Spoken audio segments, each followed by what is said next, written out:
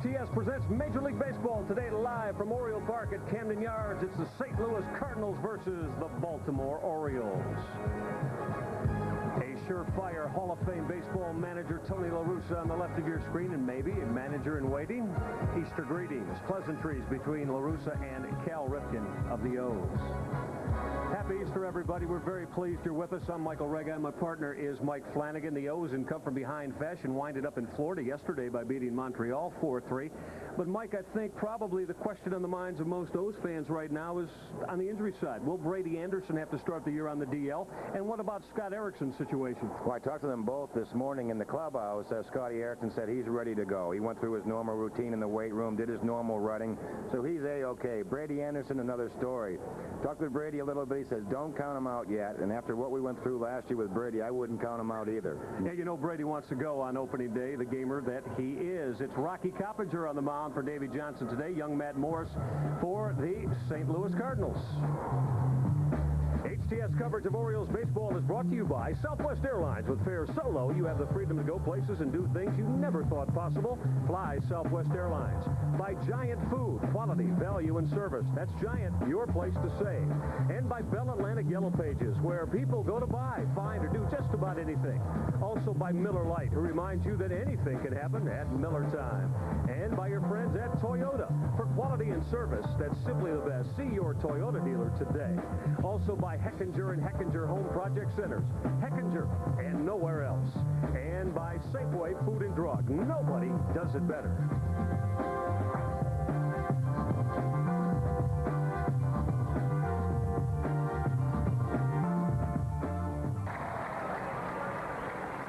Let's take a look at our Safeway starting lineups for the St. Louis Cardinals of Tony La Russa. Delino DeShields leads it off. He'll play second base. Royce Clayton, smoothest fielder in the game. At shortstop, hitting second. Ronnie Gant, the DH, will swing out of the 3 spot. Brian Jordan, swift and with a strong bat, playing center field and hitting fourth. Dimitri Young, big lusty hitting first baseman, will hit number 5. Gary Gaetti, the third baseman, will bat 6. John Mabry in right field will hit 7. Tom Lankin will do the catching, and it'll be Mark Sweeney hitting 9th and playing left field. And Matt Morris, a young right-hander Flanagan, gets a call today for Tony La Russa. Well, he is young, 22 years of age, 6'5", 210-pound power pitcher. Led all Cardinals minor leaguers with 175 innings pitched. He was on the All-Star team in '96. Also led the league with 4 shutouts. They like about his control, and he will probably end up in the Cardinal rotation. All right, let's take a look at how Davey Johnson lines them up to hit for the Baltimore Orioles. Leading off and playing second base, Robbie Alomar. Hitting second, the home run swinger from a day ago, Jeffrey Hammonds in center field. Rafael Palmeiro will hit third and play first base. It's Eric Davis to the cleanup spot, stationed at right field today. Cal Ripken will hit 5 and play third base. B.J. Surhoff back in the lineup in left field and hitting 6. Chris Hoyles will do the catching of Rocky Coppinger today and hit 7. Tony Teresco, the DH, will hit 8. And Mike Bordick at shortstop will hit 9th. And it's Rocky Coppinger's turn today, Flanny, for Dave Johnson. Well, young John Thomas Rocky Coppinger, 23 years old, 6'5", 240. Couple of heavyweights going at it today. 10 wins in '96. Most sets Bob Malachy at 89, 114. 104 strikeouts, real good to 125 innings pitched. 4th in the Rookie of the Year voting. Rocky last tune-up before he gets to go against the Rangers.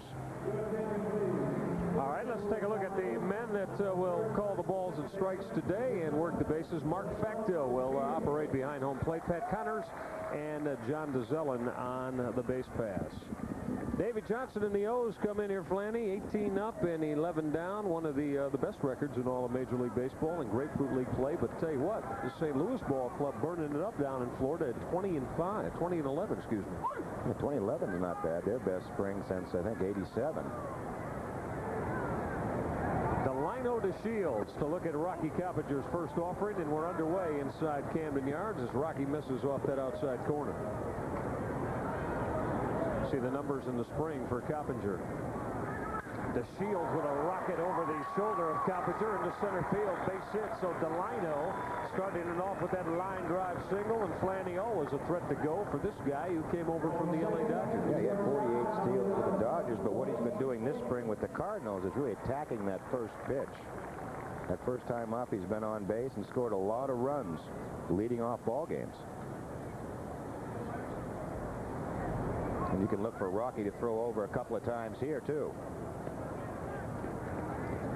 First couple of hitters in this lineup can steal a base. Royce Clayton, 33 last year. Now we talk about all the fine young shortstops in the American League with Alex Rodriguez and Derek Jeter, of course, but Royce Clayton, for a guy that's had to replace Ozzie Smith, Flanny, I mean, he's done a sensational job. Well, I guess the comparisons continue. You know, Royce Clayton behind the Wizard Ozzie Smith, and certainly anyone after Cal Ripken. Difficult task. Clayton showed bunt, did not offer.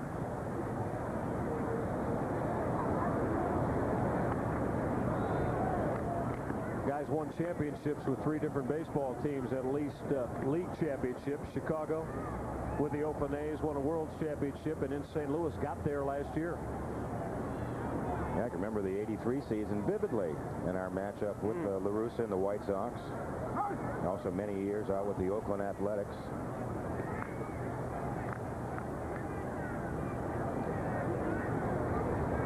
Saw Cal and Tony having a conversation before the game. A couple of them featured in a hardback book called, I think, Men at Work. Known as maybe some of the more intelligent people in the game.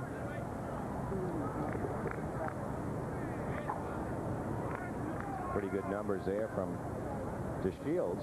Really had a disappointing year with the Dodgers. Feels this is a fresh start. Certainly a veteran manager to play for. Clayton awaits the 1-0 from Coppinger. It's going to go to first base to drive Delino DeShields back again. Just underway on this Easter Sunday. Certainly hope it's a pleasant one for you and yours out of Camden Yards.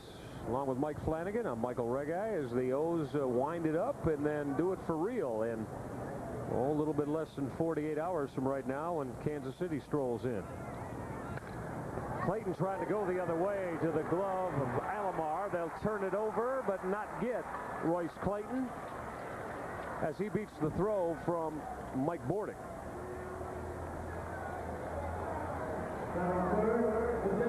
Well, Rocky makes a nice pitch. Clayton just tries to go the other way. One thing Alomar can do better than anyone I've seen is make that long backhanded throw. But I guess the one thing that hasn't happened this spring is Alomar and Bordick haven't had a lot of opportunity to work with each other on their timing.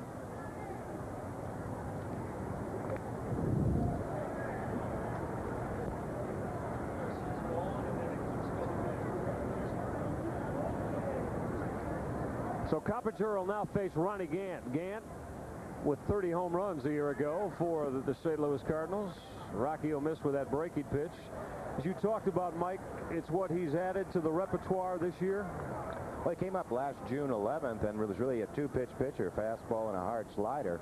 And really, by the end of the season, he had a straight changeup. He started to mix in a little bit more, but this year the overhand curveball he's added in. He's now become a 4-pitch pitcher. A lot of that credit goes to Ray Miller. Sort of forced Rocky to use the changeup a lot in the spring. You see those signs there Ray's giving are really to the catcher Hoyles, whether the throw over the first or not, or the slide step, or the pitch out. The 1-0 to Gant. There goes Clayton. Hoyle's going to come up gunning. Throw not in time. That's going to be a stolen base for Royce Clayton as he got a good jump and beat the throw from Chris Hoyles. Well, Rocky not one of the quicker pitchers in the league, and he's not going to be because of his size. When you're 6'5", 240 pounds, you don't want to sacrifice too much to the plate. Really, the Orioles on this end did just about everything right. You could see the throw on the money, just that Clayton kicks it out of Alomar's glove. Well, it gives Ronnie Gant a chance to get St. Louis on the board here first in the first. Clayton with his lead at second. Gant just got a piece and fouled it off at the plate. Coppinger ahead of Ron Gant now at 1-2. 30 home runs last year, 4 of the last 6. Of course, Flanny, he had the serious injury, which pretty much precipitated Atlanta not bringing him back, and he goes with La Russa and still keeps swinging that big bat. It really made another one of those fine comeback stories.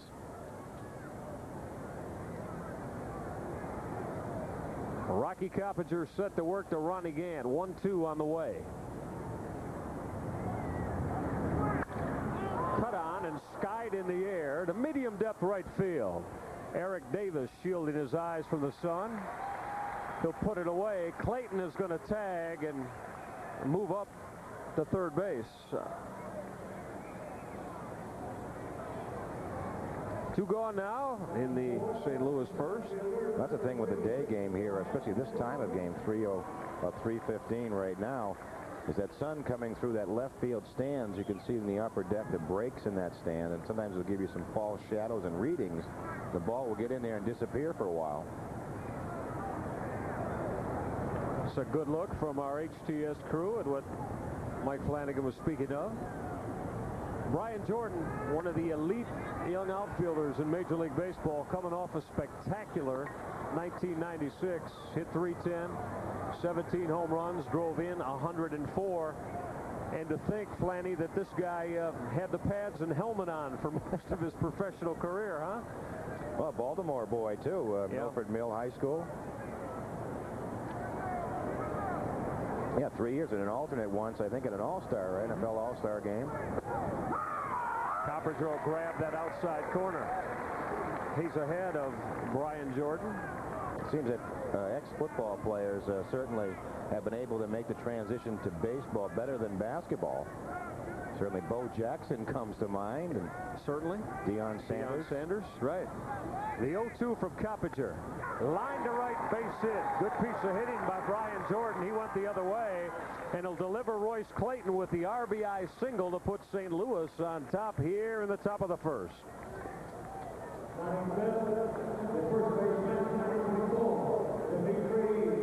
Again, nice piece of hit. Not trying to pull the ball off Coppinger. He's trying to stay behind the ball. You just stay back and sort of top hand this ball in the right field. Nice piece of 2-out hitting. Now Jordan delivers Clayton, which gets Dimitri Young to the plate now. Powerfully built, left-handed hitting first baseman. And last year against the Atlanta Braves, Dimitri Young tried to keep his ball club in business with a base-clearing triple in that division championship series. It got St. Louis to game 4 and 5. Yeah, they're a pretty exciting team in postseason, as were the Orioles. Finished with identical records, 88 and 74. Their team built a little bit more around team speed. Third in the National League in steals. La Russa has always liked his veteran clubs, though. Certainly with Honeycutt and Dennis Eckersley, Tony Fossis, Gary Gaetti. Gaetti had a huge year. Kind of surprised me that the guy they call the Rat, Flanny, was able to come back and put up those kind of numbers. Well, it's a pretty good years in Kansas City and California. You're right. He left his hometown team of the Twins, or his first team. Coppinger will miss away. 1-1 now on Dimitri Young. We're in the first. St. Louis got active on the Brian Jordan RBI base hit that plated Royce Clayton a moment ago. Well, something any good manager does is get the most potential or most out of each of his players, and he certainly has done that with a number of these Cardinal players. And Dave Duncan, the pitching coach, has also had a reputation for refining pitching talent. I think Dave Stewart comes to mind, and also the job they did with Todd Stottlemyre coming over from Toronto. La Russa's staff with Dave Duncan always omnipresent wherever he is, and Rene Latchman also on the staff.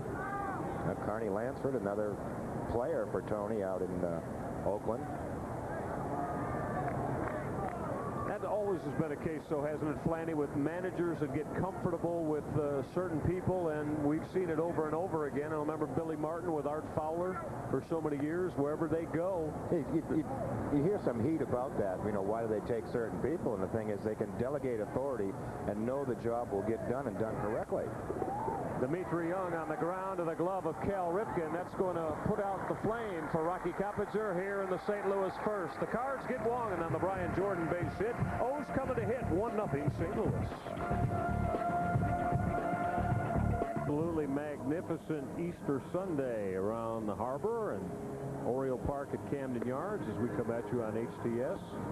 Temperature probably in the low 60s. Sun has been out most of this day, and Flanny, if we could just duplicate this, as I said, about 48 hours from now, everything would be wonderful. Yeah, I was talking to Paul Swatzka, the head grounds keeper here at Camden Yards, and he said he is elated, is the word he used, on the condition of the field. He said a relatively mild winter and amazing condition. And you mentioned it, Mike. I'd just like to say a happy Easter to my family, and especially to Kendall Lane, who I know is home watching the ball game today, and my wife, Alex. Happy Easter to Kendall and Alex, to be sure, from all of us here at HTS. Robbie Alomar stepping in, leadoff man against Matt Morris. See, Robbie got that first base hit of the spring and in 4 plate appearances yesterday, hitting from the right side against the Montreal Expos.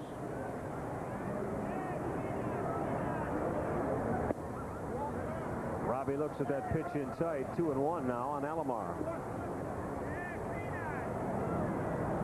This kid had a magnificent spring down in Florida.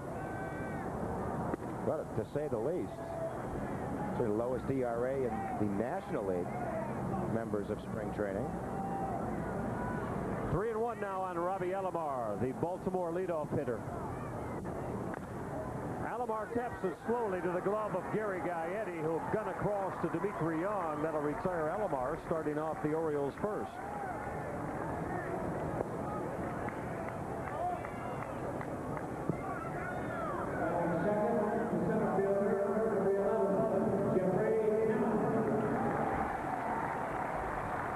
Here's Jeffrey Hammonds. Hammonds swung the big bat yesterday in Fort Lauderdale. Started the Baltimore comeback with that big bomb, his 6th home run shot of the spring. Tattooed it pretty good. Yeah, he opened a lot of eyes the end of certainly the last couple of days of spring training. 13 for his last 32, 406.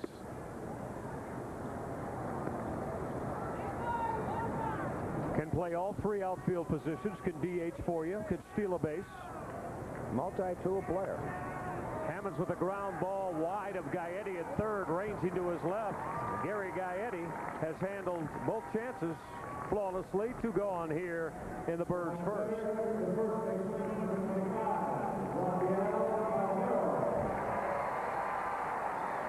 Here's Rafael Palmeiro now, getting the very loud ovation on this Easter Sunday here in Baltimore. Rafi picked right up where he left off, too. 16 for his last 37 in the spring. You see the numbers there. Look at the RBIs, 21. After knocking in 141 last year. Coming off a brilliant couple of years at the plate here in Baltimore. Rafael Palmeiro, 95 and 96, and as Flammy talked about, just the consummate professional hitter. Well, he makes it look like, you watch him hit, you say, I could do that. He just makes it look so easy. Palmeiro touches off a bomb. Deep center field. Jordan to the track, to the wall. See you later. Rafael Palmeiro with the solo home run blast. To tie us up at 1 off young Matt Morris.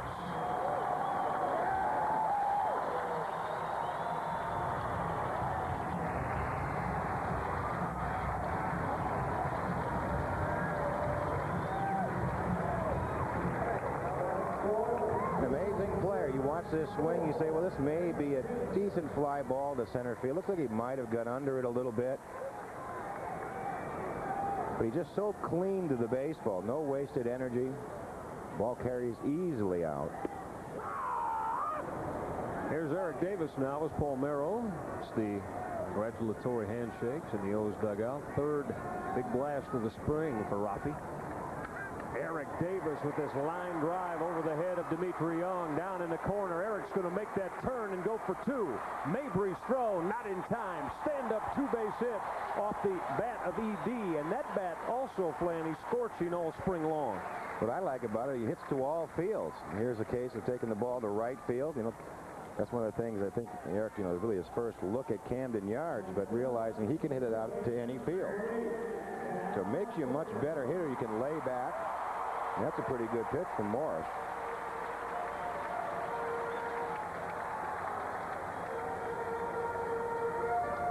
There's hitting coach extraordinaire, Rick Down. Now, whatever that guy's done, he might as well bottle and cap it and bring it out for 162 starting on Tuesday. Yeah, he's worked with Eric Davis on that leg lift. He said he did the same thing to a couple of Yankee players. It really seemed to pay off. Helps with their balance. Here's Cal Ripken, looked at that breaking pitch on the outside corner from Matt Morris for a called strike. Cal last year, again, in all 163 with the 26 home runs and 102 RBIs. He's going to drive the gap deep in left center field. Jordan on the go to his right will haul it down in front of that 364 sign. Ripken made a bid for extra bases. Jordan denied him. We're tied at 1 after 1 on HTS. Hey, O's fans, opening night here at Camden Yards is this Thursday, April 3rd. Come on out and see the O's take on the KC Royals under the lights at 7:35. Plenty of good tickets available at the Orioles box office, all Ticketmaster locations, or on the numbers you see on your screen. Orioles baseball, there's just nothing like a day at the Yard. Gary Gaetti waving through that first offering from Rocky Coppinger here in the second. Flanny, from what I understand, too, 70 degrees Thursday, beautiful night, so everybody should come on out and take advantage of O's baseball under the lights here on Thursday. Well, taking nothing away from Florida, Camden Yards certainly a welcome sight to all the players. In marvelous condition. They've added a couple of new features in talking with Paul Swatzka, again, the head grounds crew. In the left center field area, they're going to show the velocity of each pitch and also what the pitch is. New feature here, right to the right of that, or left of that Fila sign. Yeah, good friends at Bell Atlantic and Fila, both sponsoring that particular situation here as Gary Gaetti gets plunked pretty good. Coppinger missing on the 0-2, missing the strike zone, found the backside of Gary Gaetti. Well, what Gaetti was just saying there to Chris Hoyles is, why me? Rocky not real happy with himself. Trying to get the ball inside, you watch Gaetti's feet. They really will not move. He'll just turn into it. Call taking one for the club right off the 8. Just sort of locks in, waits for the pain to get to the brain, and then you head to first base. Supposed to take one for the club even in preseason, huh? Well, the way these two teams are going at it already, it seems like a regular season game. Coppinger will grab that outside edge to John Mabry. Nice-looking young left-handed hitter for Tony La Russa here. Last year, played him every day. First base mostly, hit .297 and drove in 74. First they had John Mayberry, one I remember from Kansas City and some years in Toronto. I think it's 1-1 now on John Mabry. And it's M-A-B-R-1. Thought as an Andy of. That's correct. Well, you're on top of it on this Easter Sunday. You going to start breaking out the television trivia? Had to get up early for the Easter egg hunt and all that stuff today, you know. Mabry had a good cut and fouled it straight back to the screen. Love this look right here, Flanny. And this is when that only our HTS crew can bring us this. Our Jeep Eagle Eye in the sky that looks at the situation as Rocky Coppinger in this instance holds Gary Gaetti on. That's the camera I had to work manually last year on my off days. I would love to see you climb up there. It's probably an interesting sight. Mabry awaits the 1-2. Breaking pitch lifted in the air. Short center field. Glasses down for O's center fielder Jeffrey Hammonds. He'll put it away, and that's a first out here in the second.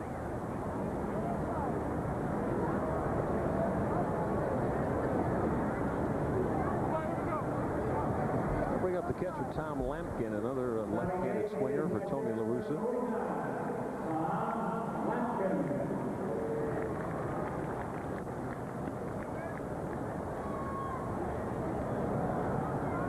Lampkin's spring training numbers came over from the Giants for Rene Ochoa.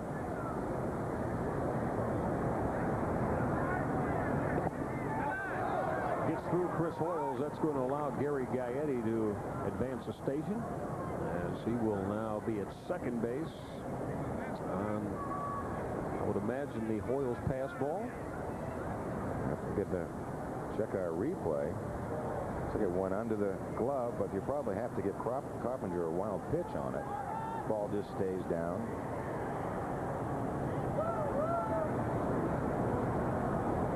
Coppinger wild pitch allows Gaetti to move himself to second base. Rocky will miss away again. 2-0 now on Tom Lampkin.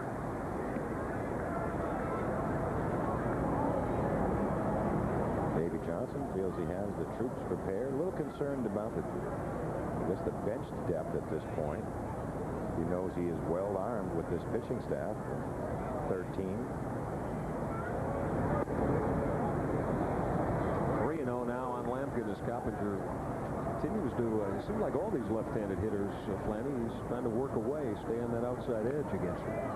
Well, the fear was probably worse a couple of pitches ago before Gaetti moves into scoring position, because now Palmeiro can play off the bag. You see, there may be times the first 5 games of the season where there'll be more people in the bullpen than in the dugout. 3-1 now as Lampkin looked at Coppinger offering for a called strike. We're in the second. We're tied at 1 apiece. The RBI base hit from St. Louis's Brian Jordan against Rocky Coppinger in the first, and Rafael Palmeiro with a solo home run shot to tie it up. Lampkin will follow to the plate.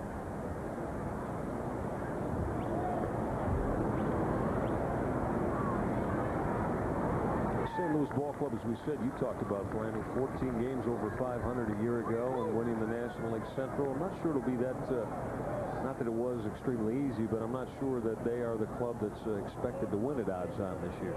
That's going to be interesting. They will have, you know, a pretty good rotation. They have Stottlemyre, Donovan Osborne. The thing that hurts them right now is Andy Bennis, who won 18 and 10. Really finished the season 17 and 3, just a tremendous run. He'll start with a case of the bad ribs also. He was the pitching coach for the Cardinals, an ex-Oriole catcher, one of my first catchers in the big leagues, Dave Duncan. Just one of a few ex-catchers to be a pitching coach. Yes. Lampkin got the free pass as Coppinger missed inside, so Rocky's going to have to work his way now out of a first and second situation. Pretty good pitch, a little low. The umpires today are not major league umpires, but minor league umpires. We've seen this true in Florida. That may be a National League strike. I don't know about the American League strike zone. Yeah, I would think that that is a National League strike where that pitch was. I think Maddox is used to getting it. Sure. Glavine, Smoltz. I think that's why National League pitchers have a tough time coming to the American League and adjusting to the American League strike zone, whereas you see pitchers, starters, I guess Kevin Brown jumps to mind, go to the National League and just dominate. Kevin Brown, probably one of the best sinkers I have ever seen, had difficulty getting it called. In this league, he goes over there and just dominates. Oh, he had a tremendous year in Florida last year. Coppinger with the 0-1. Cut out and missed again by Sweeney. Well, there's the pitch Rocky really didn't throw last year. Behind in the count, 1-0. There it is, on the money. Changeup, 79 miles an hour. He does it to the 9th place hitter and says, well, this is a tough league over here. 1-0, he can't even sit on a fastball. That'll make Rocky's fastball appear to be much harder. Let's see what he brings 0-2 right here. Missed upstairs and away. 1-2 now on left fielder for the St. Louis Cardinals, Mark Sweeney. He's hitting in that number 9 spot. Of course, here in the American League ballpark, Tony La Russa can employ the DH today. Gaetti with the lead at second. Tom Lampkin off first. Go even now at 2-2 as Coppinger missed up. Rocky struggled with his control today, both in the first inning, a little wild in the strike zone, and this inning a little wild out of it. He's pitched in some poor counts. All started with the hit batsman when he hit Gaetti. Seems like since that point he's really lost his release point. Sweeney awaits the 2-2. Just got a piece of it to stay alive on that changeup that Coppinger brought at him. Again, another count where he's not used to doing that, but this is all going to make Rocky a better pitcher. Flanny, how long will it take for a young pitcher like Rocky, who has put another pitch in the repertoire, to gain that confidence so he can throw it in a game situation? Well, what you have to be careful of is not falling in love with it and overthrowing it. And it's here so far, his delivery is very consistent on his changeup, but then when it comes back to throwing his fastball, which that was, he tends to overthrow it. tries to make it too good. Is a release point at that could be a problem then, as you're talking about when you go from the off-speed to throwing the hard stuff? Well, it's like an ebb and flow. But 2 starts ago, Rocky had a great fastball and no changeup. So between starts this time, he said, let's work on my changeup. So his changeup's good today. I guess we forgot to work on the fastball.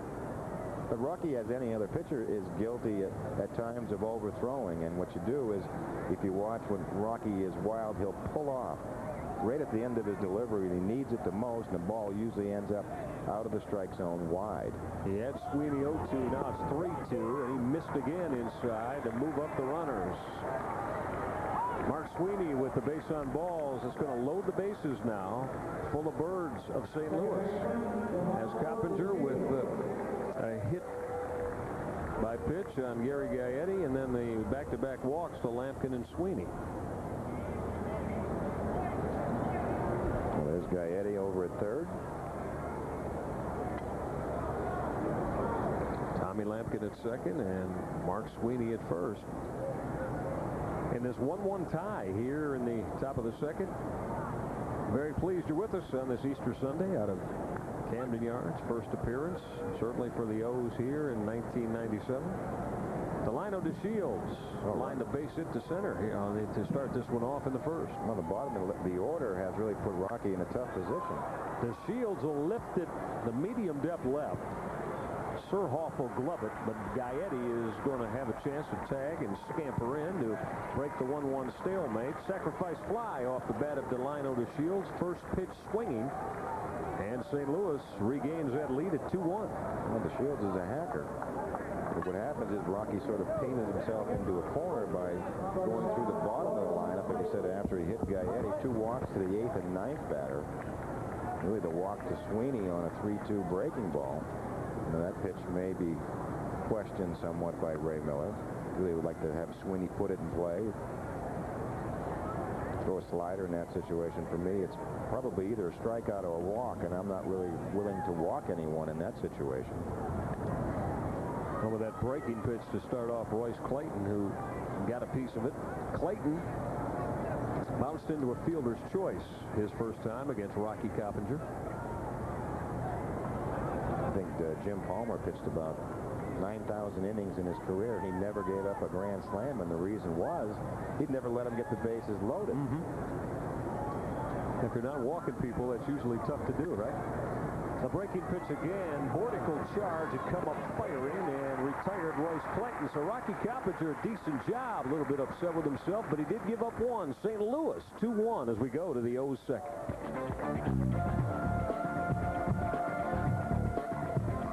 Well, Ray Guy, conversation planning between Ray Miller and Rocky Coppinger. I think what Ray's going to say is just what we were talking about, that front shoulder pulling off a little towards first base. He's a little quick with it. And he stays back and stays closed. Everything is fine. It'll be B.J. Surhoff, Chris Hoyles, and Tony Tarasco to look at the right-handed slants of young Matt Morris here in the Orioles second. B.J.'s still looking for his first spring home run blast. Has driven in 9 and hit .317 down in Florida to this point. Fouls that 1-1 pitch back. 1-2 now on the Birds left fielder. Well, B.J. now 32 years of age, but last year set career highs in home runs, hits, triples, RBIs. Had a pair of 2 homer games last year. Rips a rope down the corner and right. B.J.'s going to make that turn. Mabry will play it off the wall at that .318 mark, and B.J. Surhoff with his second O's double of the day, leading off here in the second. In his years with Milwaukee, he was a notorious slow starter, much like Chris Hoyles. He really had that problem last year. Nice piece of hitting that low breaking ball.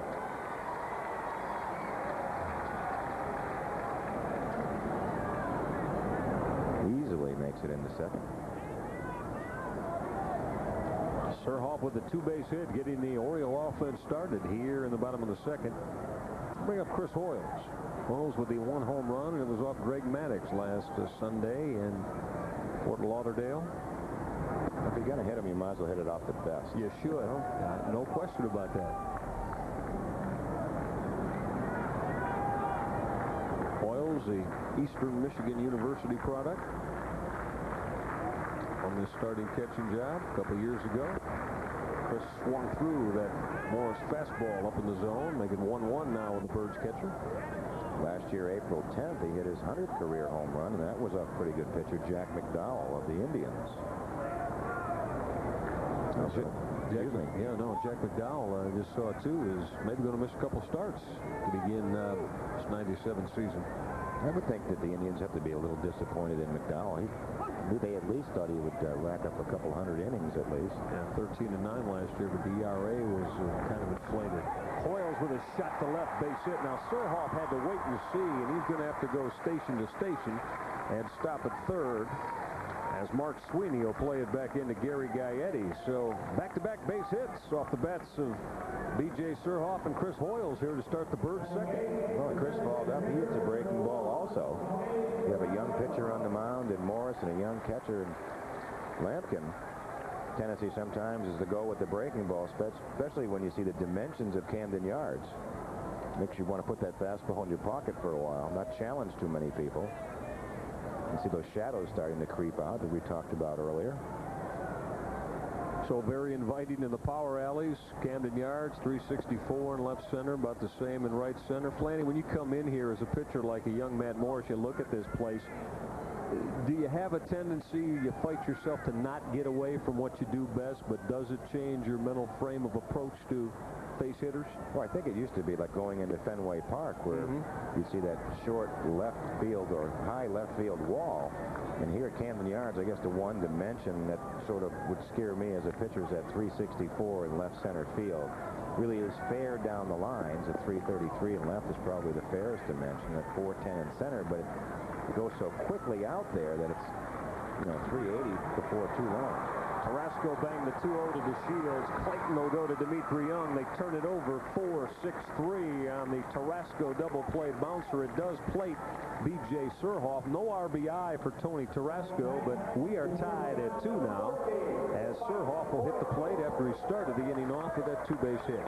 Well, I was talking with Jimmy Key to go back to what we were talking about, that used to be you didn't like to pitch in Fenway Park because of the short left field wall, but now it's become one of the better parks to pitch in because it's so far in center field at about 415, 420, and deep in right center. So what you want is to have a field to pitch to. Here, I'm not sure which field that is. Mike Bordick, first ball swinging. Going to lift it to right center field. Battling the sun, John Mayberry to squeeze and put it away. And that'll do it for the O's in the second. They get one, however, against Matt Morris. We're tied at 2 apiece on HTS. Sunday at the Yard today, and got to have the home team sports emblazoned on the grass at short right field. So nice of them to do that for us. Absolutely. Your buddy Paul, he takes good care of it, doesn't he? I always want them to move the mound closer to the plate. They talk about the height. They wouldn't do that for me, though. 46 feet like softball. That'd have been fine. That'd have been good, huh? Rocky Coppinger went off speed and had Ronnie Gant swinging through it. Well, I see if Rocky can practice what Ray Miller preaches, and I'm sure that's keeping that line straight to the plate, keep that front shoulder on the glove, try not to spin off towards first base, send that energy to the catcher. Grabs him outside corner with another breaking ball. There's a new member of the starting rotation. See a lot of this summer, Jimmy Key. And he will throw on that Thursday night, April 3rd, here in Camden Yards. Did Gant go? Yes, he did. Could not check. He's rung up a strikeout victim from Rocky Coppinger to lead off the St. Louis third. You can see his line real clean to the plate. That shoulder stays close. The ball stays on the plate. Gant, a real good fastball hitter, steady diet of breaking balls. Here's Brian Jordan. Jordan delivered the first St. Louis run today with a base hit back in the first. Punch it a ball up and away from Coppinger.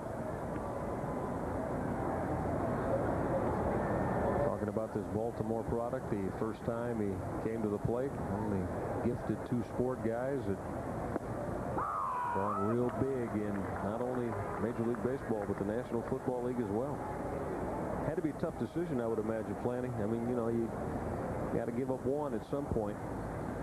Yeah, to me, there'd be no decision, really no decision to make, though.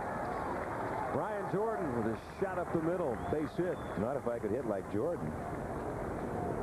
I mean, he may be a big baseball player, but he may have been a small football player.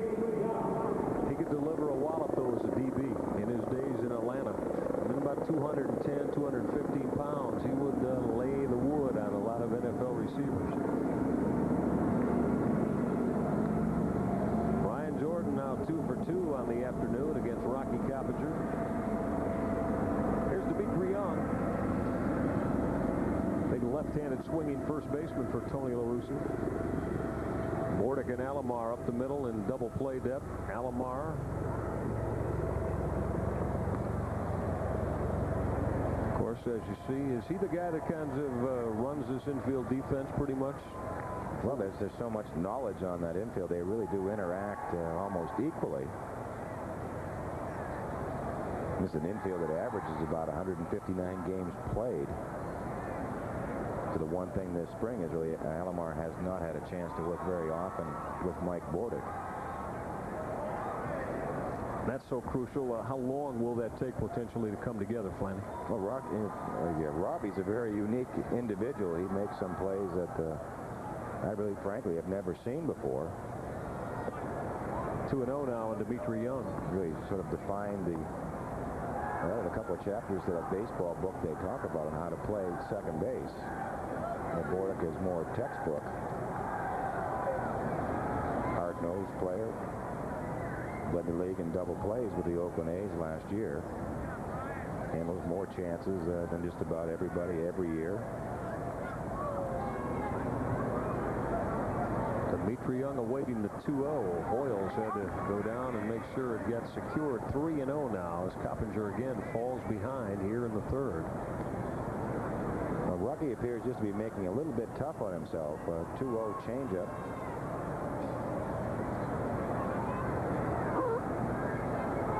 Bordick and Ripken having a little chat on how we should position. Do you think he'll be swinging 3-0? We've seen this happen a lot. What happens is Cal will move way off the third baseline. It allows Bordick to cheat up the middle.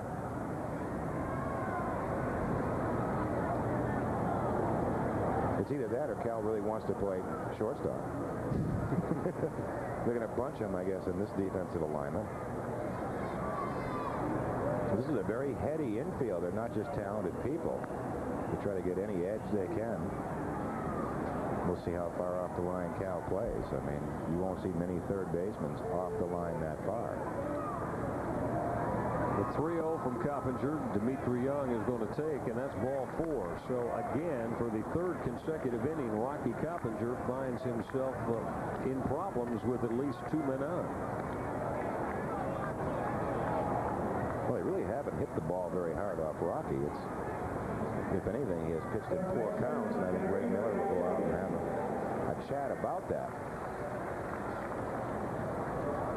Most times pitching coaches will say, you're pitching a little too fine. Your stuff's better than you're giving it credit for. Go ahead and attack the strike zone a little bit more.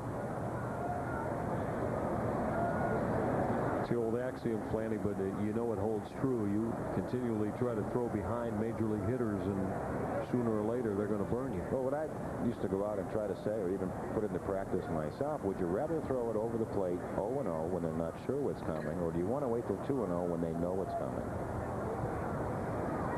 And that's all part of the maturation process. I think what he's also reminding them, they may run and get 1 out. So you have to pay attention to the runner. So a lot going on at this moment. And that's really what spring training is for, to get used to these situations. You can throw all winter long, but you're just not used to counts and runners and guys with big guys with sticks in their hands. Gary Gaetti now. Gaetti got hit by a pitch to start out the second. He's hitting with Brian Jordan at second and Dimitri Young at first. Coppinger misses again to start Gaetti off.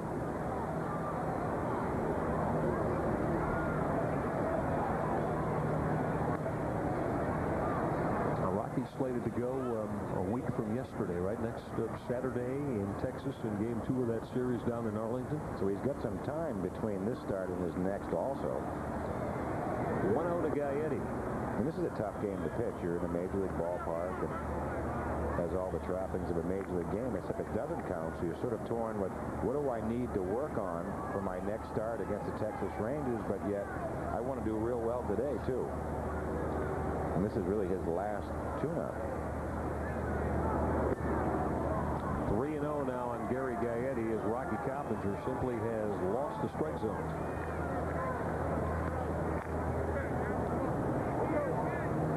Through 38 pitches through the first 2 innings, which is a high number. You'd like to see it between 12 and 15 or so.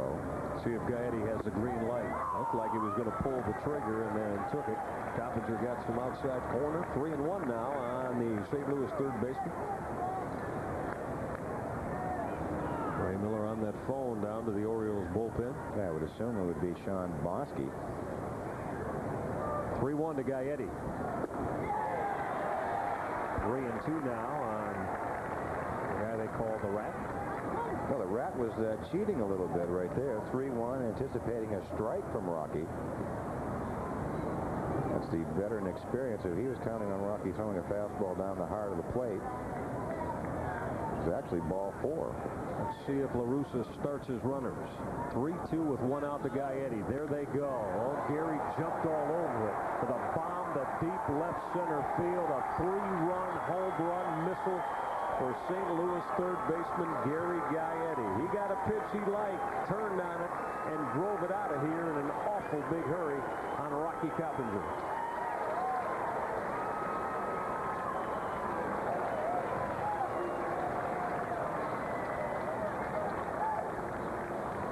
Well, you could see the pitch before. He was counting on Rocky throwing a strike. He didn't. Made it 3-2, and again, he's counting on a fastball coming. Starts the bat early. Pretty much what Jeffrey Hammonds has done the last couple of weeks of spring training. And that's called being a veteran Major League hitter. 3-run bomb from Gary Gaetti pushes St. Louis up by 3. Rafael Palmeiro will handle the John Mabry ground ball for the second out here in the St. Louis third. I'll bring up the catcher, Tom Lampkin. We talked about a little bit earlier, Flanny, about this guy really put some juice, Gary Gaetti, I'm talking about, into the St. Louis offense of Tony La Russa a year ago. Looks like he's swinging the bat well again. Well, they've got some punch in the middle. I mean, they're not really sort of an American League DH-laden club. They have speed at the top of the order, and some guys have 3, 4, 5 slot. Hitting, good counts can do some damage. As Gaetti just did. Even the count of 1-1 now on Tom Lampkin. Lampkin drew a walk against Coppinger in the second as Sean Bosky continues to go for Ray Miller in the Orioles pen. 2-1 now on Lampkin. We talked about a little bit in the open, the new pitch that Rocky's added. That curveball really didn't see too many today. And when we did, most of them were not in the strike zone. Lampkin went down and lifted it into left center field. Surhoff will squeeze it, and that's going to do it in the St. Louis third, but not before Gary Gaetti's 3-run home run shot has put St. Louis on top of Baltimore 5-2 when we come back on HTS. And Tom Davis back here at Camden Yards, usually with an SK scoreboard now, but no scores to give him. With Joe Buck, who did the World Series for Fox last year, what was that like being at the age of 27, going across the country doing the World Series? It was a little intimidating. I have to say, for a while there, I thought I would be doing the Orioles games in the World Series. It was a lot of fun, and if you messed up that World Series, there's something wrong with you. There was a lot to talk about. It's something I'll never forget. Of course, your dad's Jack. When did you decide you wanted to get into sports, Dad? Well, let's see. I'm 27 now, so I'll say at the ripe old age of about 13. I used to do games into a tape recorder, and I had that opportunity growing up around a baseball ballpark, and we listened to the tapes on the way home, and Roberto Alomar has a hit, and gosh, this is fun. This is fun being here. It's an honor being here. Notice how he picks right up with that quickly. Joe Buck from Fox, and he does the St. Louis Cardinals on radio and TV. Thank you very much. Let's go back over now to Michael and Mike. All right, Tom, thank you very much. How about that? Joe Buck has to work. He's enjoying the game on this Easter Sunday, and he's got to call Robbie Alomar's base hit the other way to lead off the third here, Flanny. We'll get to call a few more, though. I think so.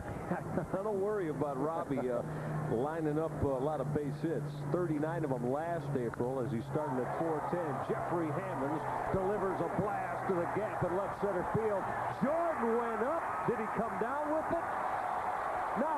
See you later. Two-run home run shot for Jeffrey Hammonds. Brian Jordan battling some paying customers in the first row in left center field, and the paying customers came away with the win. Hammonds with the two-run shot just like that to pull the O's back to within one. Well, Jeffrey Hammonds continues to live up to his nickname, the Hammer. Pitch is supposed to be down and away, ends up middle. Jeffrey always a very strong top hand. It's that new sort of attitude on his approach to hitting, to anticipate a strike until it's a ball, has paid off. And again, the home runs today, we alluded to that 364 sign just to the right of it. Gaetti's one out in that direction, and now Hammonds. Here's Rafi Palmeiro. Rafi got the O's on the board in the first with his third home run of the spring, and monster shot that left Camden Yards in right center field. On 3 pitches, the Robbie Alomar base hit, and Jeffrey Hammonds playing long ball for the 7th time this spring. Put 9 runs on the board through just 2.5 innings. Palmeiro bang it foul outside the bag at first. Well, maybe had some eggs this morning, but there's no eggs on the scoreboard today. There are not, are there? No, and this is a pretty, I'm not saying typical game here at Camden Yards, but it is very conducive to putting points on the board. Puts a lot of pressure on the pitching staff. That's good to know the guys could swing the bats and get in the flow. Their first appearance back here for 1997 is Carney Lansford, who Mike mentioned joined Tony La Russa's staff. Palmeiro goes the other way. Long run for Sweeney, who comes on and makes a diving grab. Rafi tried to drop that down in left field, but Mark Sweeney with a diving grab to record the out. That helped to be left-handed in this case. Obviously, that ball curving to his glove side. Probably the toughest field to play here in Camden Yards is left field, being 330 down the line. If you don't have good speed to cut that ball off going down the line, a sure double, possible triple.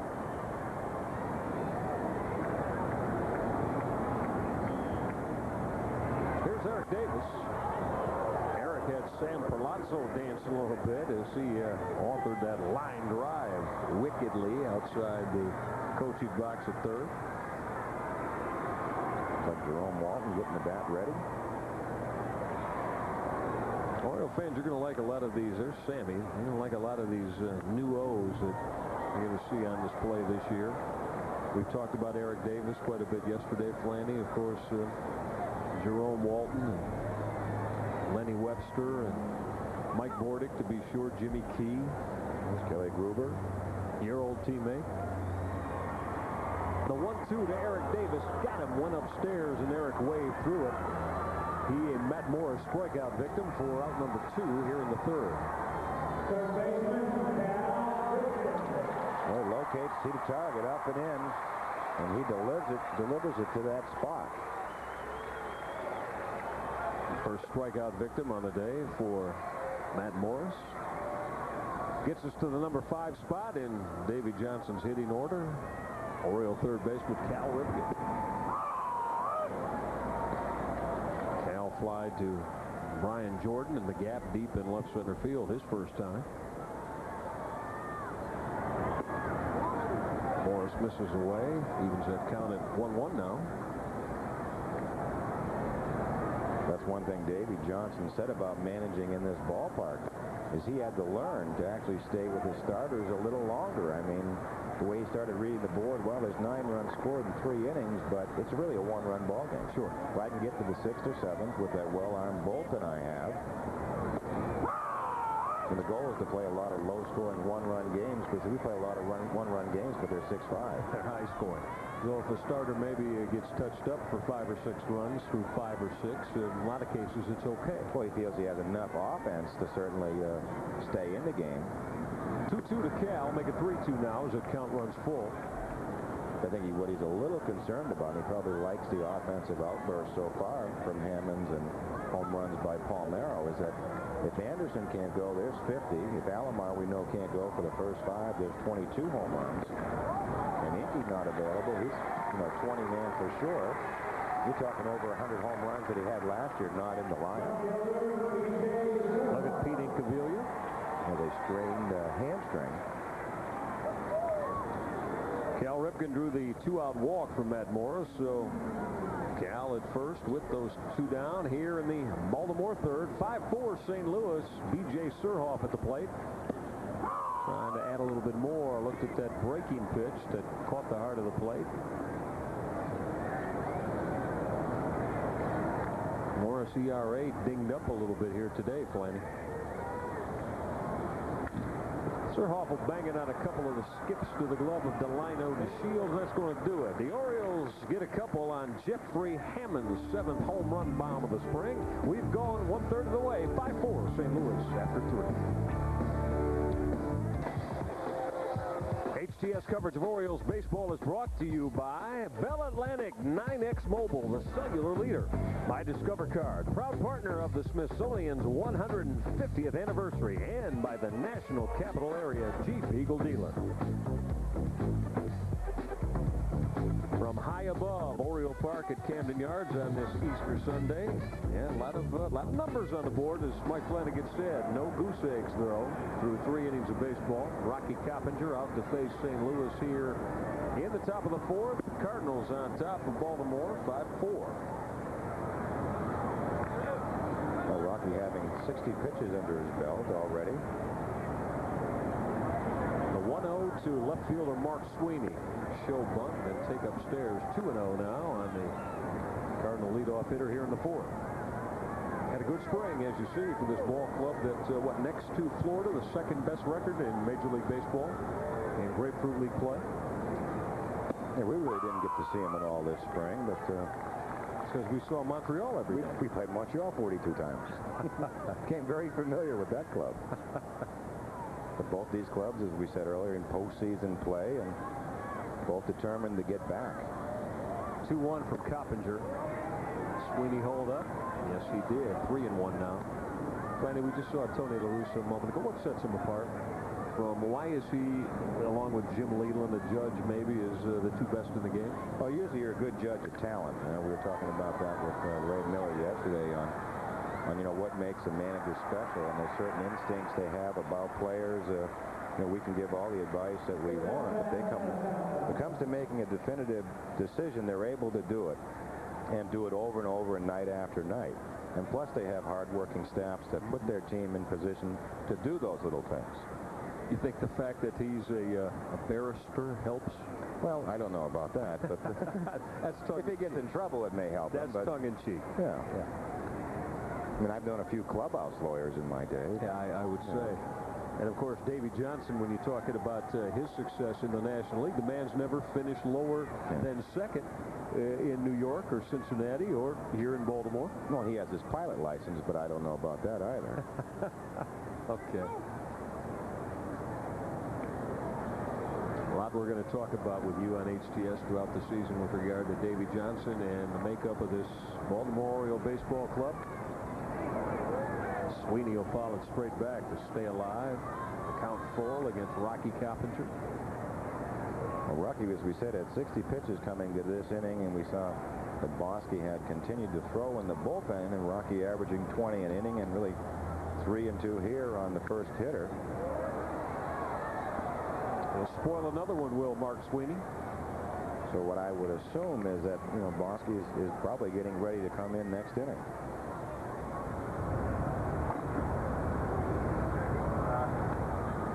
Coppinger are ready to deal the 3-2 to Sweeney.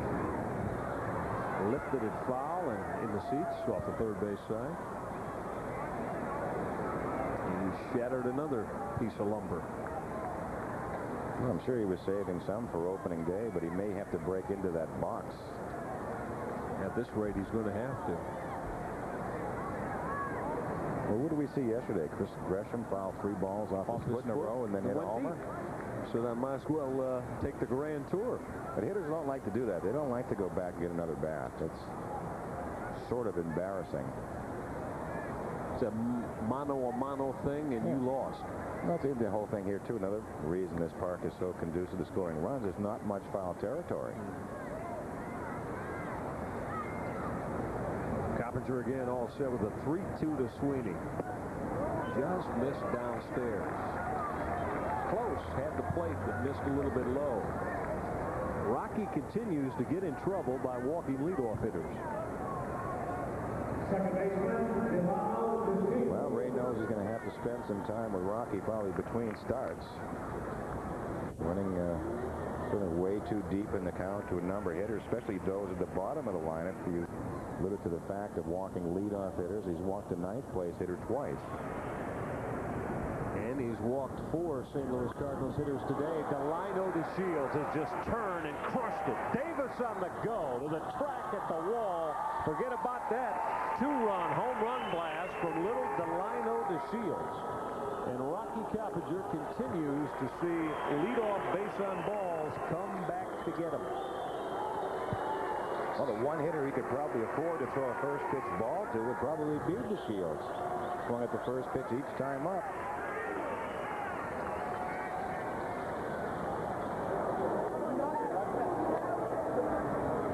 Little Delino, about 160 pounds. He turned and got every bit of that. So Rocky Coppinger's work for the day is going to be done. It'll be Sean Bosky when we come back. Time now for the Bell Atlantic call to the bullpen.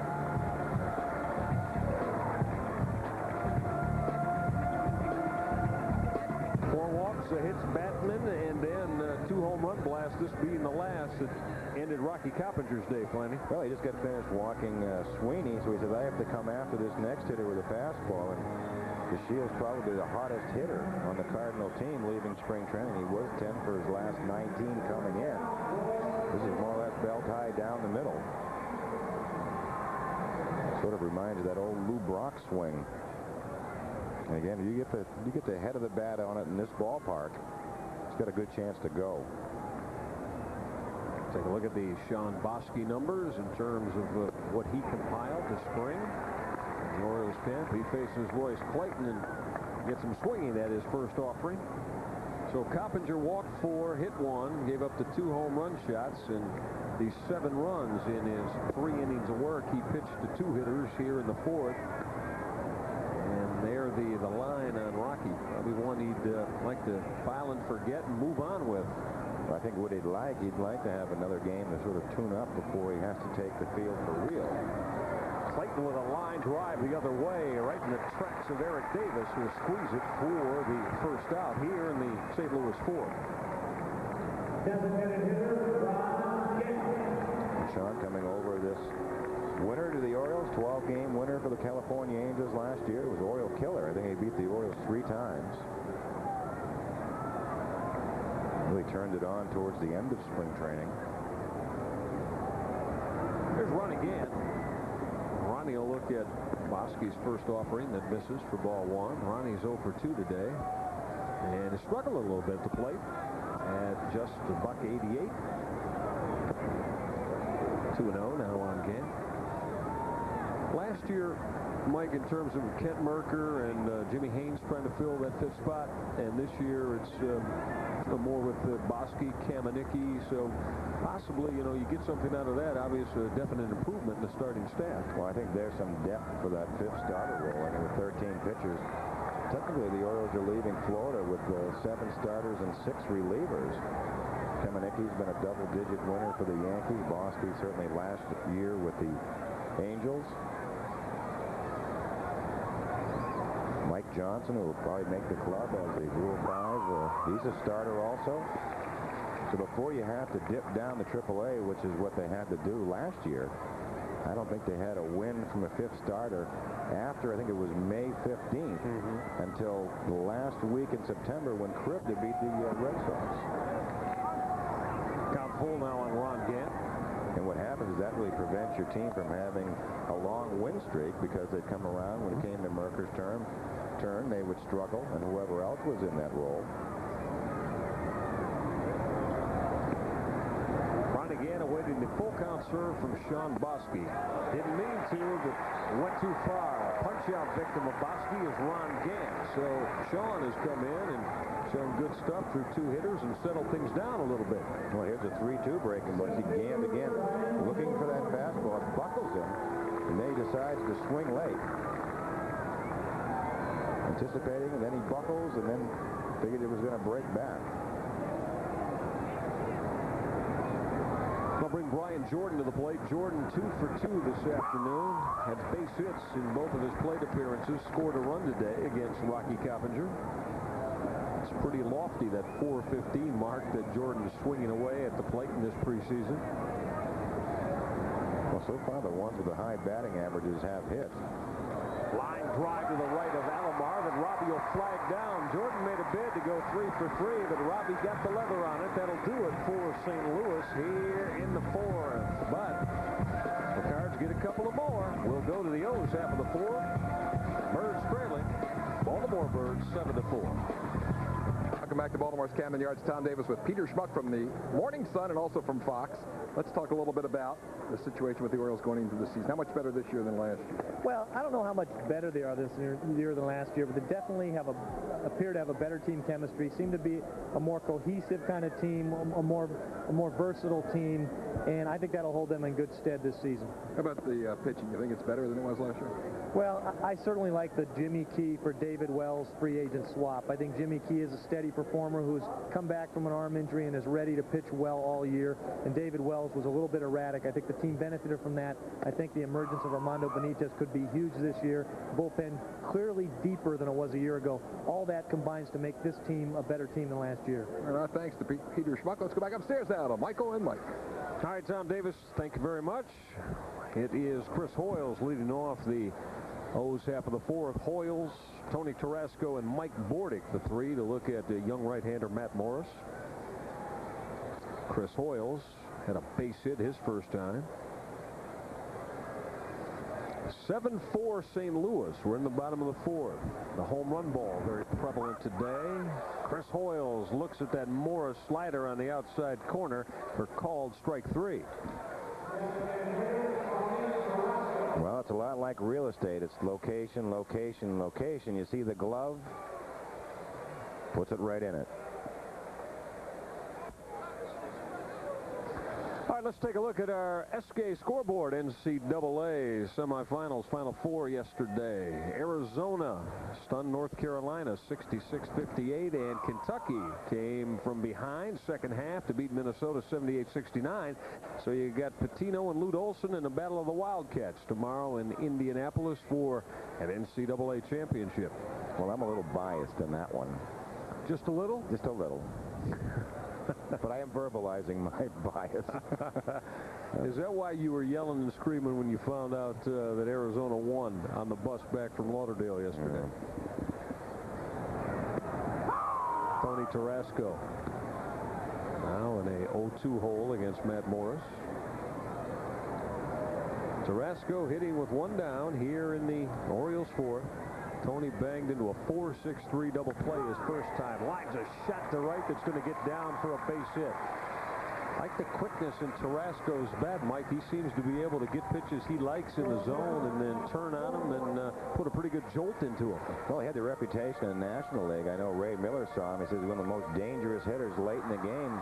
Dead fastball hitter over in the National League. But last year when he came over, he had a sore shoulder most of his time last year. And is back finally to full strength, and it showed.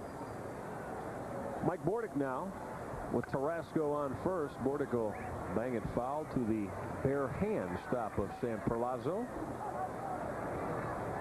Already Mike Bordick drawing favor in Oriole colors here in Camden Yards. HTS. I get it. I got it. That's clever. That's very clever, the way that lady put that together on Easter Sunday. The 0-1 to Bordick.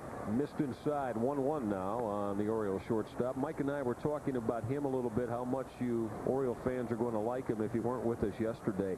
Many in baseball say, without peer is this man with a glove in his hand at shortstop in this game. Well, if you ask Tony La Russa who was the best player he ever managed, without hesitation, he says Mike Bordick.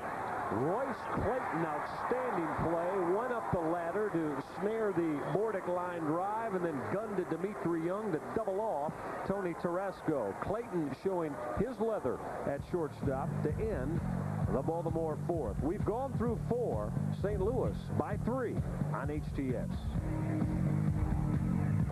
You know, Camden Yards is a place to be in the month of April. The O's battle Royals, Rangers, Twins, White Sox, and Red Sox. Tickets available. You want to come out. Call the numbers you see on your screen to grab yourself a great seat here in Camden Yards for Orioles baseball. First night game on Thursday night after the opener on Tuesday. Beautiful weather anticipated. Come on out and check it out. Mike Bordick, Tony La Russa, Flanny, exactly what you were talking about a moment ago. It's called respect. Mutual Admiration Society. So he plays hard every single day, day in and out, plays hurt, prepares for each and every game. Extremely high praise. Dimitri Young facing Sean Bosky here in the St. Louis fifth. 1-2 on the first baseman of the Cards. As we said, big fella. Kind of got that, and I say this respectfully, the Tony Gwynn body. You know, I don't think Tony's much of a physical fitness buff. He just goes out and hits about 4 ropes every day. Well, I even said that one year he came into camp and lost a lot of weight and he couldn't hit as well. So I tell him to go ahead and put it back on too. Go ahead and get those mashed potatoes if you like. Doesn't make you a bad person, you know. Not a bad guy to emulate with the bat, though. The 1-2 from Bosky. Called strike 3. Found the inside edge. Dimitri Young run up on strikes by Sean Bosky. Well, again, we talked about location. See Chris set up late. Moved to that inside corner. Great camera shot. Bosky delivers it to the glove. See, second strikeout for Sean Bosky since he came on in relief of Rocky Coppinger. Punched out Ronnie Gant. To the left of Cal Ripken. Cal will gobble it up and gun out Gary Gaetti. So Ripken retiring the opposite number in St. Louis colors. 2 go on here in the St. Louis fifth.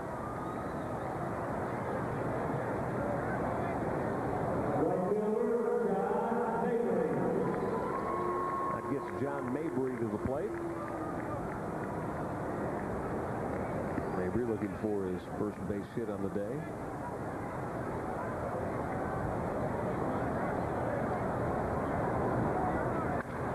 He'll cut and touch off a bomb. Deep right center field solo. Home run blast, John Mabry. Eric Davis never moved, never saw it. Tony Tarasco gave up on it after a couple of quick steps. Mabry dialing up some long distance for St. Louis. Cardinals add to their lead. It's now 8-4.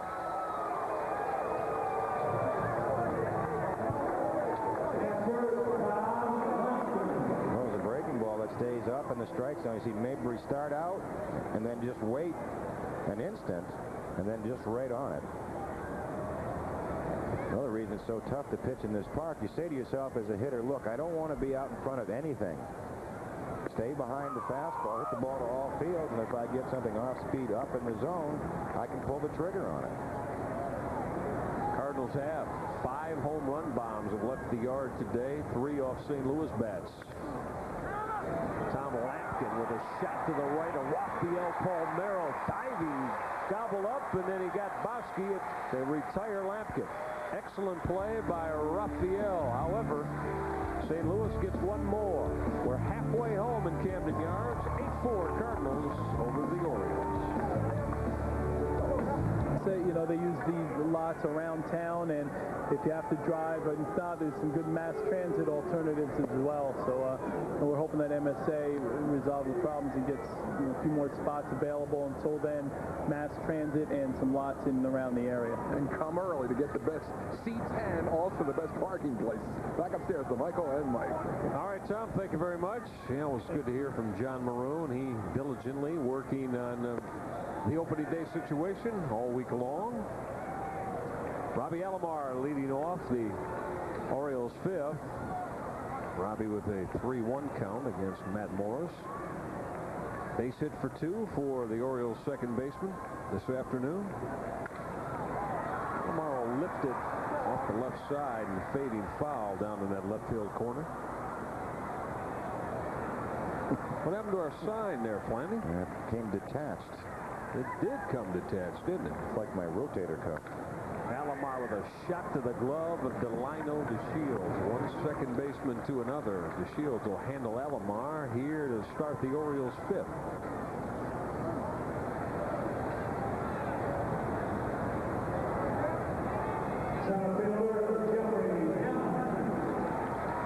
You get the good looks out of our HTS cameras high atop Camden Yards. Our producer-director Chris Glass and all this wonderfully talented professional crew. Best in baseball. Question about it as they bring it to you on this Easter Sunday. Jeffrey Hammonds, who spanked his 7th home run of the spring, his last turn to the plate. He went through that off-speed serve from Matt Morris.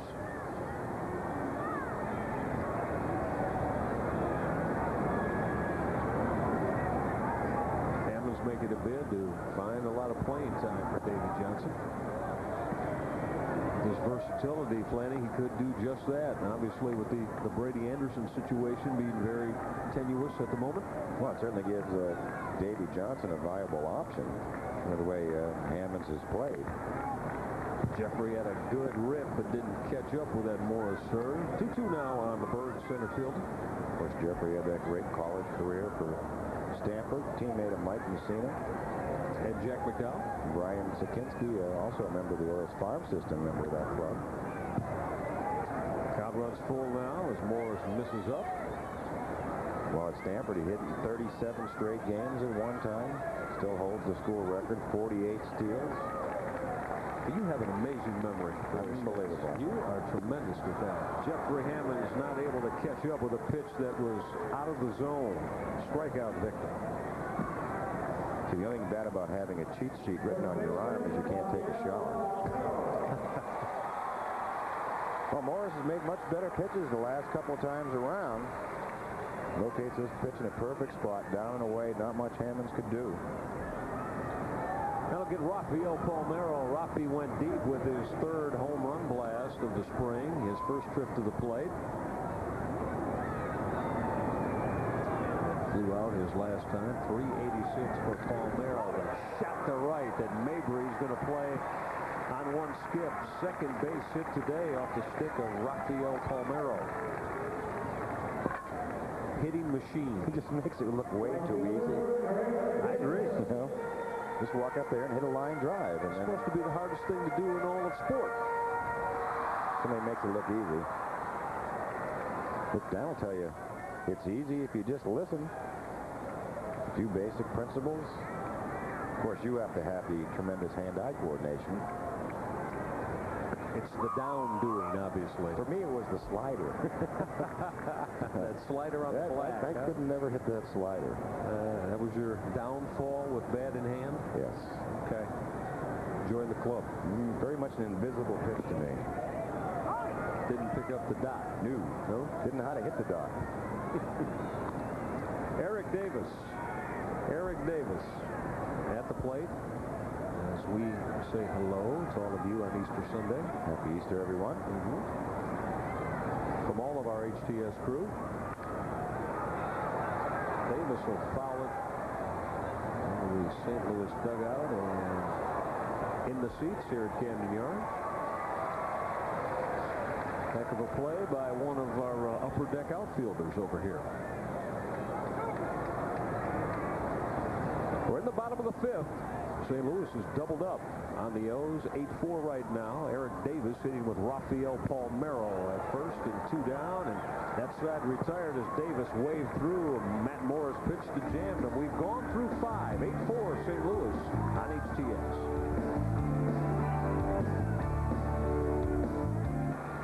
O's fans, you must know that the Pepsi Home Run Derby is back again this season. Send a postcard to the address on your screen for your chance to win Orioles tickets, $100 in the case of Pepsi. Stay tuned all season long to see if you are a lucky winner. Alongside former Oriole Cy Young Award winner Mike Flanagan, I'm Michael Regai. Good to have you along in Camden Yards. Jeff Rabelais now playing second base in the stead of Robbie Alomar as we go to the 6th. Sean Bosky still on the mound for Davey Johnson, facing Mark Sweeney. Sweeney has not an official plate appearance today. He's walked twice and scored one of these St. Louis 8 runs they put on the board. 1-1 on the St. Louis left fielder. Well, this may be your opening day lineup on Tuesday. Rabelais taking over for the suspended Alomar at second base. Bangs a shot on one skip to the glove of Mike Bordick, who would gobble it and throw across to Palmeiro to retire Mark Sweeney. Well, first time we've been able to do that. Get a leadoff hitter out? Well, what you out? That's, you know, the whole thing Ray Miller has preached really all spring is, look, you're going to have Palmeiro, Rabelais or Alomar, Bordick, Ripken on the infield. Have them hit it as hard as you want on the ground. It's very difficult to hit ground ball home runs. The Shields shows bunt. What's Delino thinking? I mean, he just muscled up about 380 feet his last time up. Now he wants to lay one down. Well, I think La Russa forced him to take a pitch this year. Yeah. I think that's what he said. I have 3 hits in the book. I've got a homer. He's swinging Delino to Shields. Kind of interesting that he didn't catch on like everybody thought he would in Los Angeles. I think what they were concerned about, but number one, I think he was injured. And secondly, his on-base percentage wasn't that great because he is a first ball swinger. I think Tony just said, go ahead and play, much as Davey Johnson did with Brady Alomar. That's your style. Go ahead and let's run with it. And run they do. Bosky headed to Shields at 1-2. Did he go? No, he checked in time. Count runs even at 2-2 now on the leadoff hitting second baseman of St. Louis, Delino to Shields. Good look there inside the mask of Chris Hoyles. 2-2 from Bosky. Cut on and missed. Got to Shields. Good pitch under his hands, and Delino waved through it. Well, you're seeing how successful really a pitcher can be when he runs ahead in the count. The hitters have to expand the strike zone. Can't more or less guess on a pitch or sit on a particular pitch. Bosky, that's what he's had his last couple of times. That is a real sharp breaking ball. Here's Royce Clayton. Clayton 0 for 3 today. The slick fielding shortstop for Tony La Russa. Talk about guys under a microscope that had to step in and replace a legend. How about this kid, huh? With Ozzie Smith, retiring in St. Louis. But Clayton passed that test long time ago. Yeah, he was ready to wear those shoes, certainly.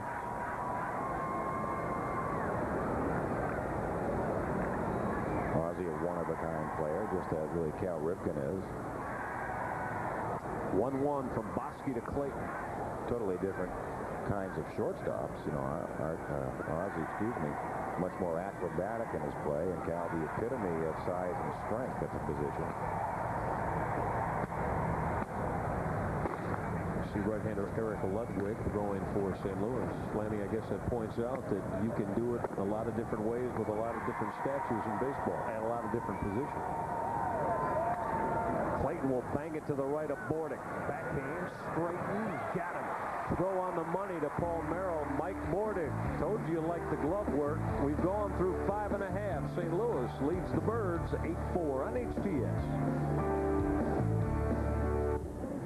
Well, our Welcome back here to Baltimore's Camden Yards. Tom Davis with Rex Barney, who is celebrating 31 years as a PA announcer here with the Orioles. 54 opening days coming up on Tuesday, and all baseball players are going to wear a Jackie Robinson patch, celebrating 50 years for him breaking the color barrier in baseball. Your memories of Jackie Robinson when you were with the Dodgers at the time? The first numbers you gave, though, makes me an old guy. I was there the first day. I pitched the first game he ever played in, and what a lot of people don't remember, he was a first baseman the first year in 1947. He was an extraordinary, exceptional person to be able to do what he did, and I think Mr. Branch Rickey should get probably more credit than Jackie. You get a chance to announce the next batter. I guess you want to announce him or not. Cal Ripken's the batter right now.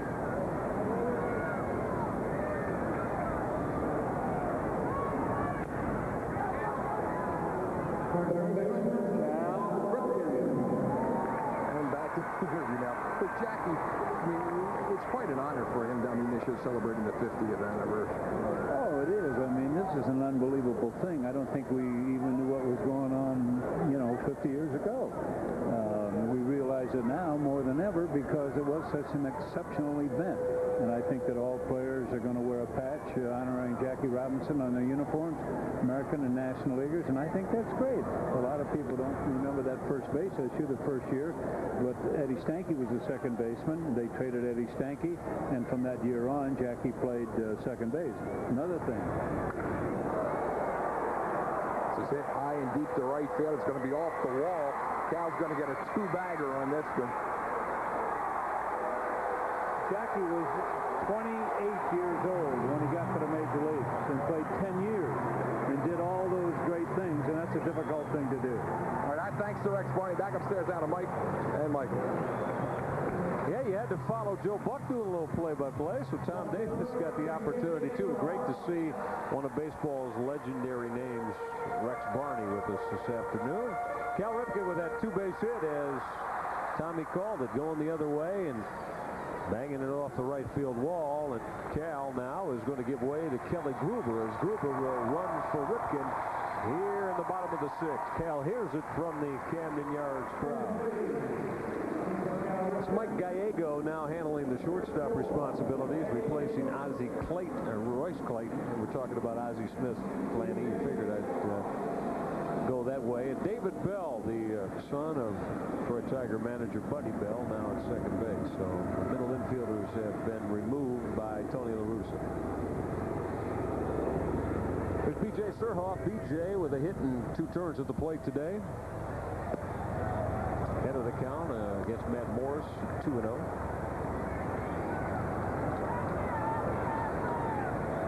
We're in the bottom of the sixth.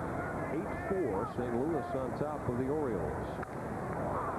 Surhoff will get jammed a little bit, lifted in the air to short left. Gallego coming out, Sweeney coming in. It's Mike Gallego to make the play, running away from the infield to retire Surhoff. Well, B.J. a little disappointed he missed that pitch. And check his reaction out. Pitch he felt he could handle.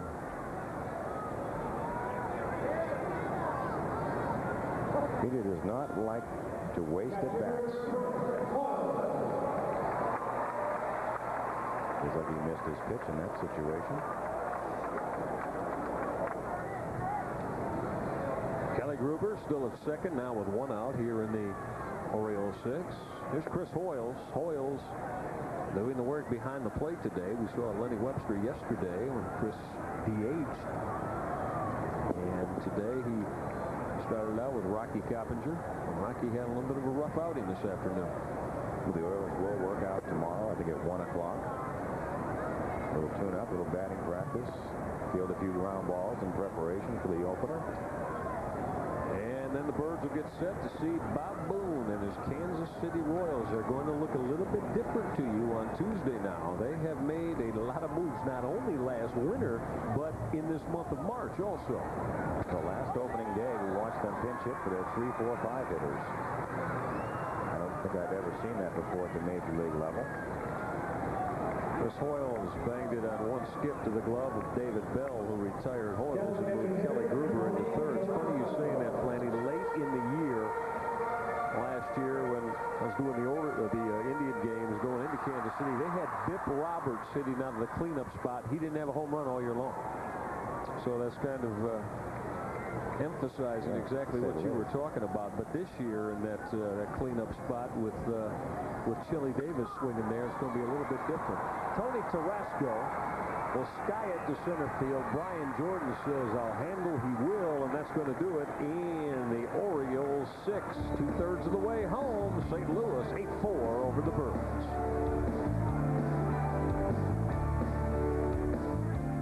As we go to the 7th in Camden Yards on HTS, it'll be Kelly Gruber that will take over for Cal Ripken at the third base spot. Kelly ran for Cal after he had doubled in the 06. Well, nice moment right here. Gary Gaetti, who was in the American Leagues, welcoming Kelly Gruber back to the big leagues. He'd been gone 3 full seasons with a neck injury. Both appreciating baseball, maybe stretching their careers out. We mentioned Lenny Webster. He handled the catching chores yesterday. He will more than likely finish it up today. He is behind the plate here in the top of the 7th. Ronnie Gant will be the first man to face Sean Bosky. Gant has had a tough afternoon. He's been punched out a couple of times and also flied to right as Ronnie struggles at 185 this spring. I don't think they worry too much about the Gant stick, however. No, they figure there's enough games to get going, but I'm sure he does not feel real comfortable going into opening day. He's very powerfully built.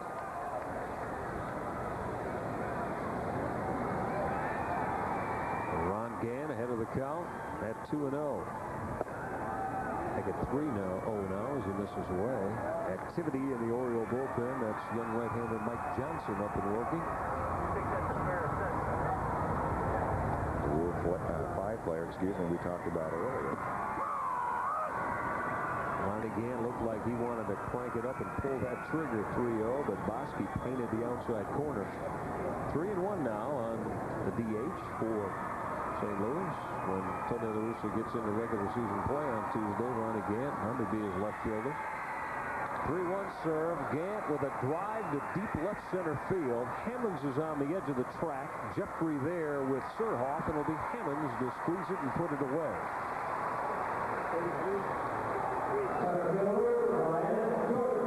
Well, Davey asking Inky, what do you think about that? Could you handle that? What is that, the Wonder Boy? I think that's one of Jerome Walton's bats. And he said, boy, you can swing this. No way. How do you get him that way? Scotty says, I had a good swing with the bat. Let me see that. Brian Jordan will lift that first Bosky offering foul on the right side. I think Ikabelia could swing a free throw. Still get it through the hitting zone with some bat speed. Pick up that bench right there and swing it.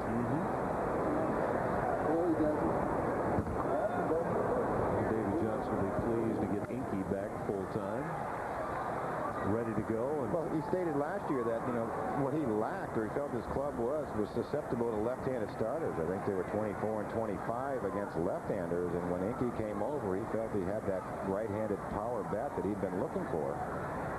The Orioles will not face a left-hander till they go to Texas. Darren Oliver. Bosky jammed Brian Jordan as he misses in. So his target date for Incabilia would be the Texas series, so he has some more time with the opener not till Tuesday and the off day. The 1-2 to Brian Jordan, make it 2-2 now. Dimitri Young on deck. We are in the 7th.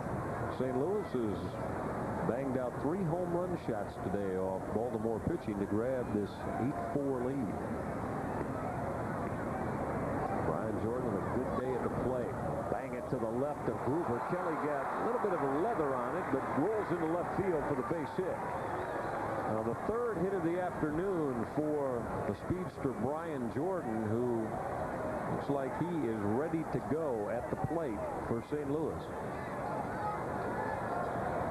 Just sort of off the end of the heel of Kelly's glove, and enough to deflect it away from Bordick, but probably not much chance to get the speedy Jordan. Actually went under Kelly's glove. I think you're right, Flanny. It would have been tough. Kelly will go into his left, would have had to whirl and make a real strong throw to get Brian Jordan. Here's Dimitri Young. Dimitri 0 for 2 with a walk thrown in this afternoon.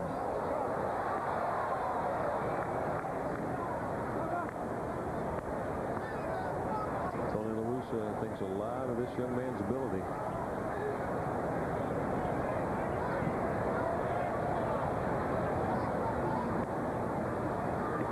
Jordan with his lead off first as Bosky checks him. Young with a shot toward the gap in left center field. Jeffrey Hammonds will race and run it down as Jordan scoots back to first. Dimitri Young hit it on the nose, but Jeffrey Hammonds had it in his sights and tracked it for now the second out here in St. Louis' 7th.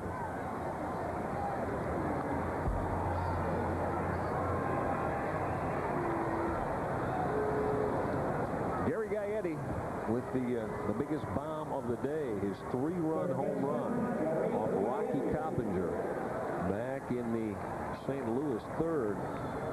Put a little distance between the Cards and the O's.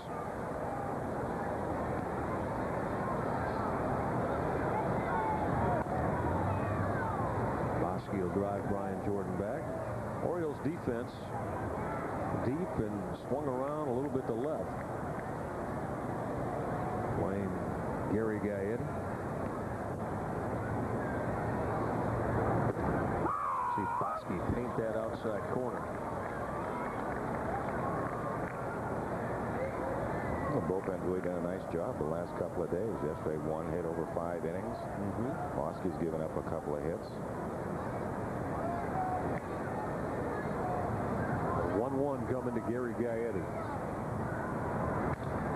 Cut on and skied down the line in right. Long run, Eric Davis crossing that foul line. Ball lands foul up against that barrier down in the right field corner.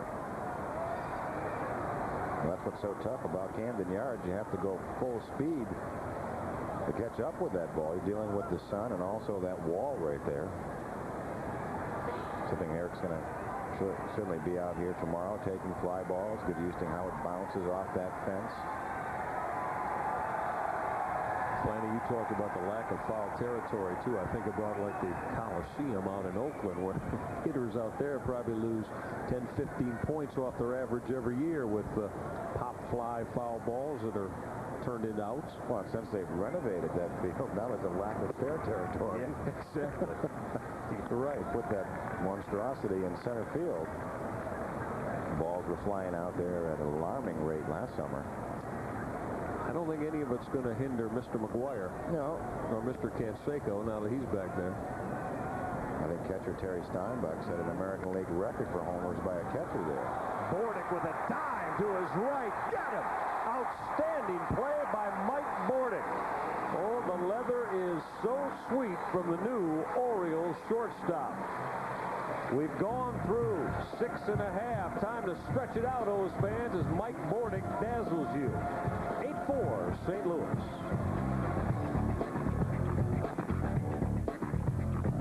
SK scoreboard time. Don't forget tonight, Old Dominion against Tennessee for the Women's NCAA Basketball Championship. Behind home plate right now with Rudy Arias. Rudy, you're the man that's determining the speed of these pitches. It's going up on the left field, the board out there in left field, and also down the right field corner for fans here. Tell us exactly what's transpiring. Well, what we're trying to get is for the fans, of course, that they can know what the pitches they're throwing, because you know, most of the guys see that they could be fastballs, curveballs, sliders, and most of the fans don't know that, and that's what we're trying to show the fans here. So basically, all you're registering is whether it's an off-speed pitch or a fastball. The miles per hour comes up automatically because the radar gun's next. Right. I get the radar gun right next to me, and I just go ahead and look at the pitches. What type is their slider, fastball? Like right there, that was a breaking ball. And it went 84 miles per hour, and down the left field scoreboard now it says breaking ball, 84 miles per hour. So it's a very simple game. It sure is. You like doing it? Oh, yeah. I was a little nervous about it at the beginning, but no, now I kind of enjoy it. It's watching a baseball game every day. It's pretty good. Yeah, Rudy Arias will be controlling these stats throughout the entire season. That's the SK scoreboard. First, let's go back upstairs to Michael and Mike. All right, Tom, we'll keep an eye on that all year long as Roberto Mejia now is playing second base. David Bell has moved over to third base. Of course, Gary Gaetti now out of the contest. Eric Ludwig is the long, lanky right-hander on the mound right now, facing Mike Bordick. Bordick turned on it and crushed it deep to the chairs, but fouled down that line and left. See the numbers on Ludwig this year: 6'5", Flanny, about 220 pounds. A young man that came over from the New York Mets. Yeah, just 25 years of age. Another one of those young, hard throwers the Cardinals have in their system. Bordick took a look at it as Ludwig misses away. Count even at 2-2. You make the outstanding play, you got to lead off the inning. I believe you were talking about that yesterday, partner. Poetic justice. 2-2 to the O shortstop. Missed again off that outside corner. Full count now on Mike Bordick. Bottom of the seventh on this Easter Sunday in downtown Baltimore. Michael Regai, Mike Flanagan, our entire HTS crew wishing you the best of the Easter Sundays as Mike Bordick gets the free pass to start out the Birds' seventh.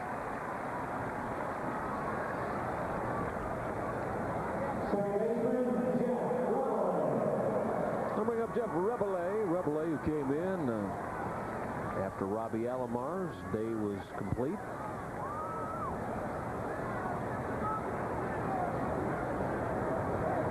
So Rabelais will see what he can do about getting something started here in the bottom of the seventh. That was nice yesterday. He got something finished. He did finish it off for us in very timely fashion. Oh, yeah. Had the charter all gassed up and ready to go. And half the club showered and ready. And you had your bag all packed and your scorecards put away, and you had it right on the money. It was time to go. I was prepared for that single. I understand that, yeah. Made a lot of people happy. Said he gave the Oriole fans that are in Florida something to cheer about, too, in the last day. Sort of a nice finish to the days in Florida. A 1-1 to Rabelais. Fouled it off the right side. I always feel bad for the people in Florida because they get that month or 5 weeks of baseball, and I saw a lot of long faces around Fort Lauderdale Stadium yesterday. No question about it. I guess now with the Florida Marlins, they have someone in South Florida to root for. But you know, for sure, in days gone by, maybe have the Florida State League for the summer. Not quite the same. A lot of very loyal fans trek to that part of Florida every spring. Snowbirds have their fun down there. Mike Bordick awaiting the 2-2, or excuse me, Jeff Rabelais awaiting the 2-2 pitch as Bordick dives back in as Ludwig drives him back. Well, it's a great time to see the young players in the organization and some of the people that we talk about. You get a chance to see firsthand. Count runs full now on Rabelais. And now with interleague play, I don't know, what's your feeling on interleague play? You like it? You don't want to get me started. You don't like it? Let's wait for it. Okay. I do think, I like it in one sense, plenty, but I do think it takes something away from, you know, the Fall Classic in October if the two teams happen to have met during that season. Yeah, it seems to be split. You know, by the same token, that wild card, I wasn't a big fan of the wild card until it came in. Called strike 3. Rabelais is punched out by Eric Ludwig as Mike Bordick grabs the stolen base. So 4 down here in the final preseason contest. Davey Johnson got Mike Bordick started. Well, Rabelais was not able to deal with this Eric Ludwig pitch. Oh, pretty good pitch. Looks a little off the plate to me. Short hop that Gallego cannot handle. Many times the catcher comes up throwing, will screen that umpire off. Jeffrey Hammonds, first pitch swinging. Skies it to center field. Brian Jordan will handle it. Bordick bluffed, and Jordan delivered the strike to third baseman David Bell. 2 going now here in the 0-7. Now back to that question you asked me. From a fan's perspective, though, I know that, you know, people in Baltimore this year, I mean, you get a chance. Philadelphia comes in here this year, but even all over baseball, you get a chance to see some of the mega stars from the other league. But again, being the purist, and I would say I classify as that, there's going to be a time when we're going to see two teams that reach the World Series that have played each other during the season. I think you're absolutely right, and also with the different rules played by the league, one a DH and one without, you really don't build your team that way out of spring training. And I think it will also be an advantage to that man right there, Davey Johnson, having National League experience in managing for so many years with the double switches, and some managers haven't managed in that league. No question or without the DH. Oh, you're exactly right. Jerome Walton now at the plate. Now Walton, I wonder if he brought up that wonder boy that he was messing around with Incaviglia and Davey Johnson a minute ago. Oh, I guess we'll have to check the dugout, see if there's just one bat standing instead of two. Maybe Davey's down the tunnel swinging it. I don't know. Jerome, who was an Atlanta Brave in 1996, as you know, and got off to a terrific start before injury forced him to the shelf.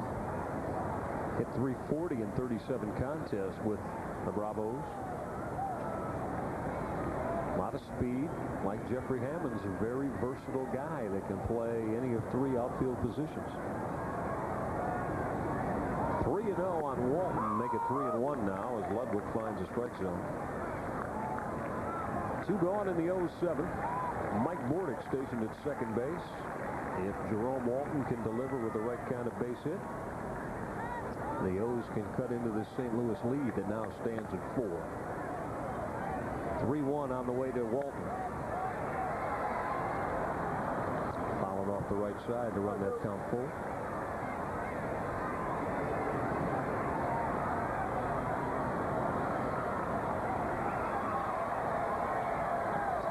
Davis, hoping he gets a chance to swing his bat here in the bottom of the 7th. 3-2 coming up to Jerome Walton. Cut out and missed Ludwig and threw it by Walton. We're through 7 in Camden Yards. St. Louis still by 4 at 8-4 on HTS.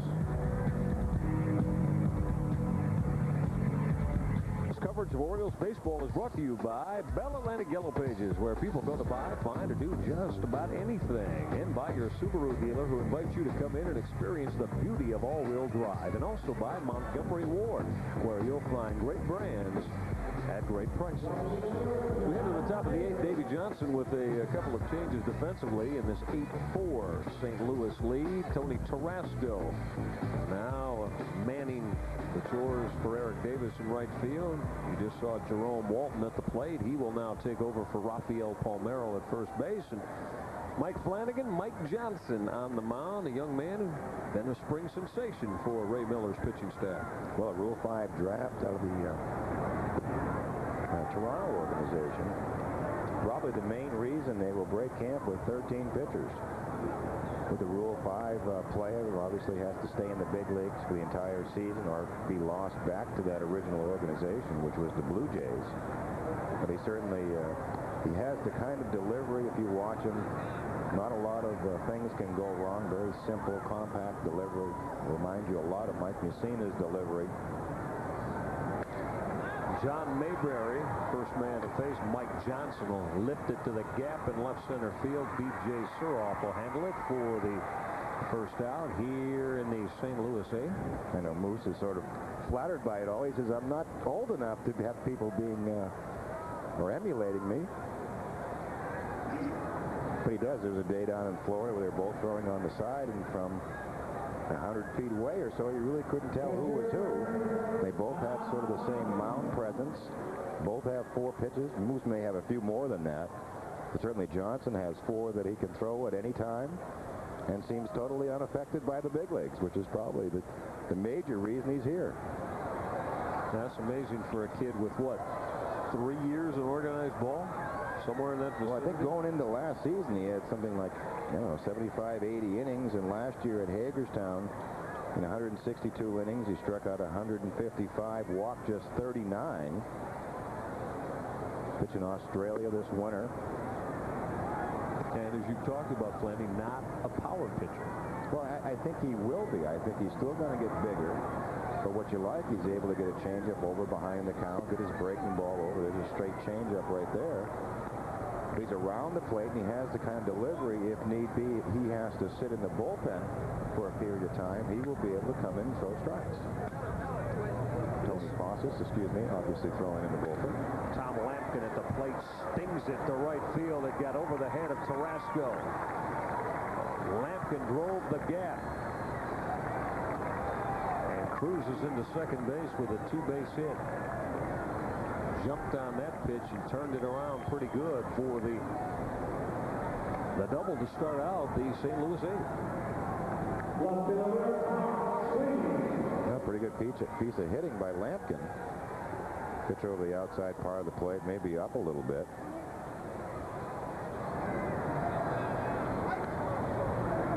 First hit of the afternoon for Tom Lampkin.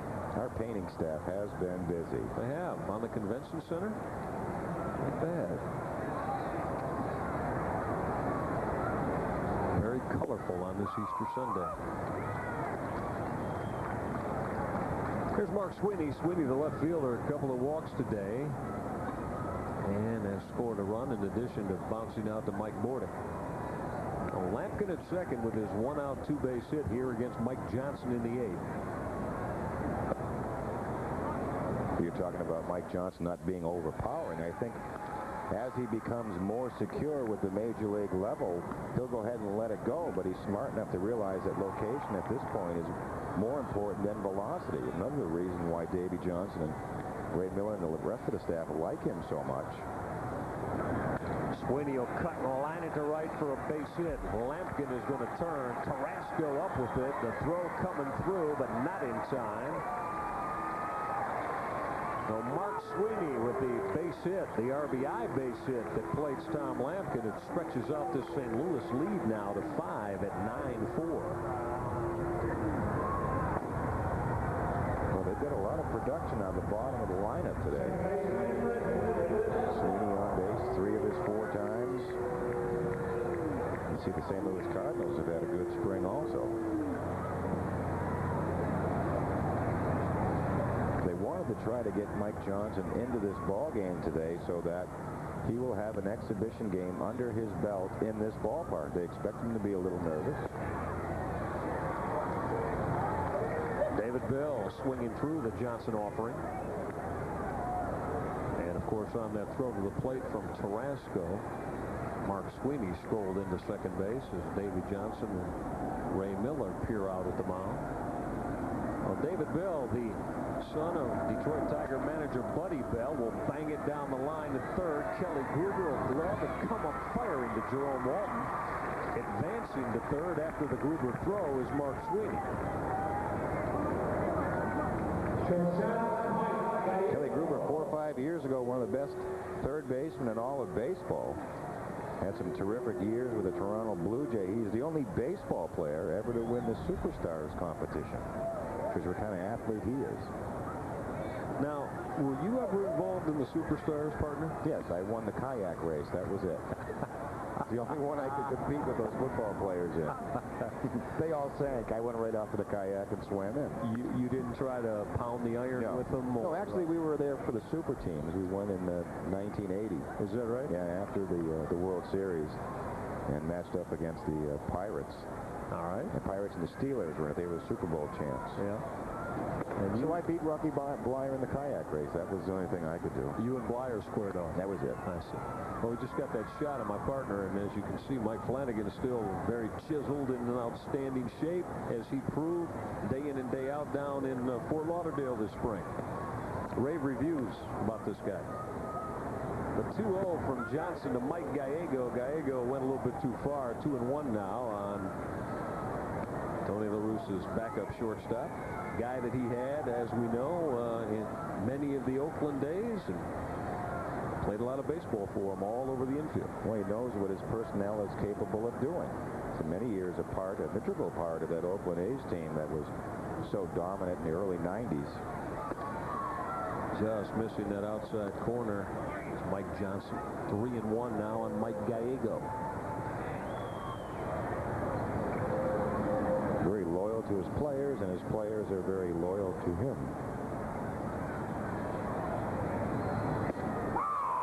The outside corner called strike 2. Count runs full. You know, La Russa was involved with the ballet out in the Bay Area. He used to perform. I think he performed in like the Nutcracker Suite in the ballet. I did not know that. Multi-talented guy.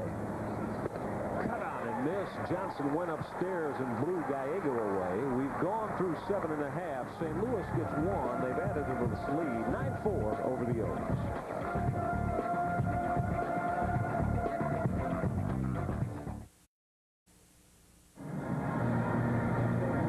Obviously know that Oriole games are best enjoyed in the company of friends and family. So as fans, make sure you plan your group out into Camden Yards by calling the Orioles Group Sales Department at area code 410-685-9800. Orioles baseball. There is absolutely nothing like a day right here at the Yard. And what a brilliant Easter Sunday it has been.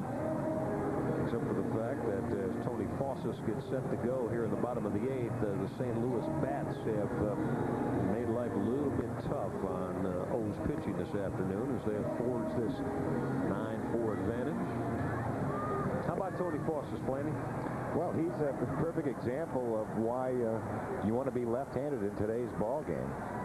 As he nears 40 years of age, he's one of those left-handers that's very tough on left-handed batters, and that's his role with the Cardinals.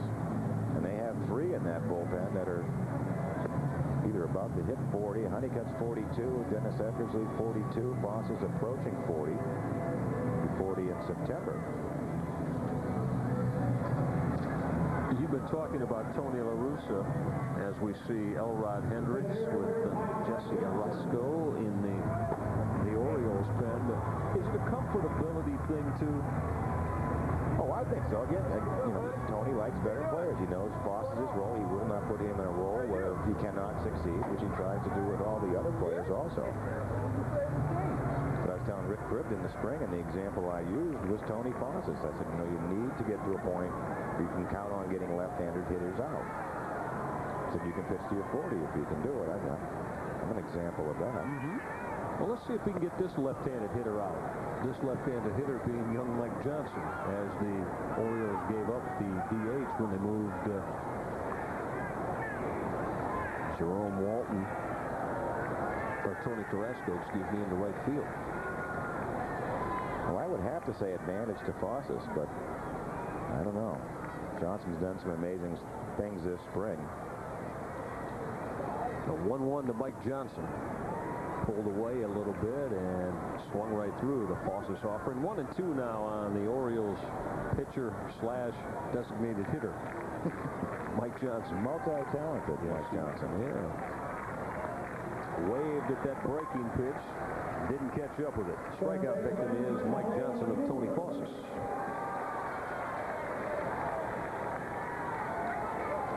But I think this is more of an example of the depth that Davey Johnson worries about going into the first week of the season. He doesn't have a lot of room to maneuver. He obviously doesn't want to, willing to lose his DH today. Kelly Gruber will rip it sharply inside that bag, and David Bell at third. Gruber's going to make the turn, and he will coast into second base with the 2 base hits. So Kelly Gruber, who only got 18 games in a California, now Anaheim Angel uniform last year, going to work with the stick. Well, certainly the last 3 weeks of spring training, I think he started off 0 for 16. He was a little concerned if he'd be able to shake the cobwebs and the rust from 3 years off and neck surgery. I'll tell you, he's opened a lot of eyes the last 3 weeks. I don't think you've seen the last of Kelly Gruber.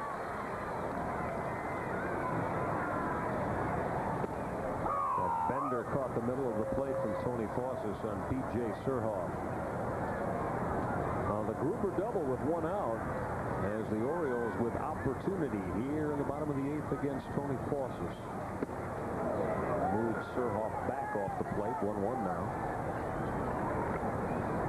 And Kelly, too, falls under that category, Flanny, of just professional hitter, professional about everything he does. Well, that's a tag Davey Johnson puts on him. He knows he can trust him, just as La Russa has veterans on the bench. That's what you want. Experience late in the game, someone you can put in. And Kelly is still a multi-tool player. He can still steal a base, still run, still play defense, still hit for power.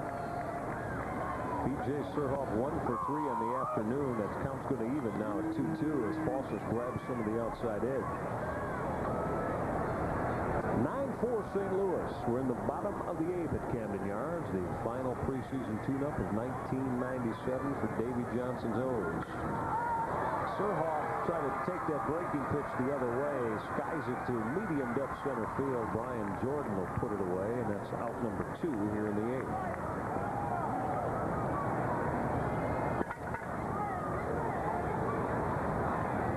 And here's Lenny Webster. Webster, who took over the catching duties for Chris Hoyles an inning ago.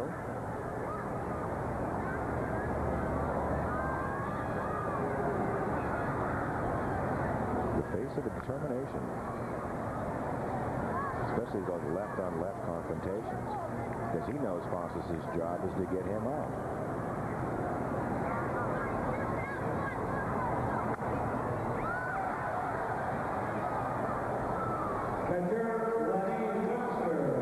Lenny Webster, who you will more than likely see, Flanny, catching Scott Erickson.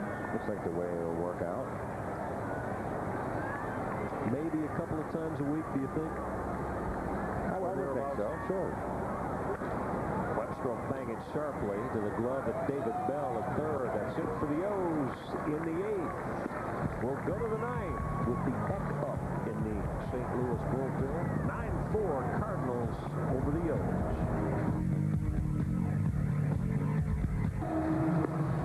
O's fans, a pregame party at Camden Yards is a tremendous way to start off any Orioles game. The Orioles party facilities offer a variety of options for your entertainment needs, including game tickets. So book your party today by calling the number you see on your screen. Orioles baseball. You got to know there's nothing like a day at the Yard. Jim Goodwin, as we know, a horse race aficionado here in the Baltimore, Maryland area.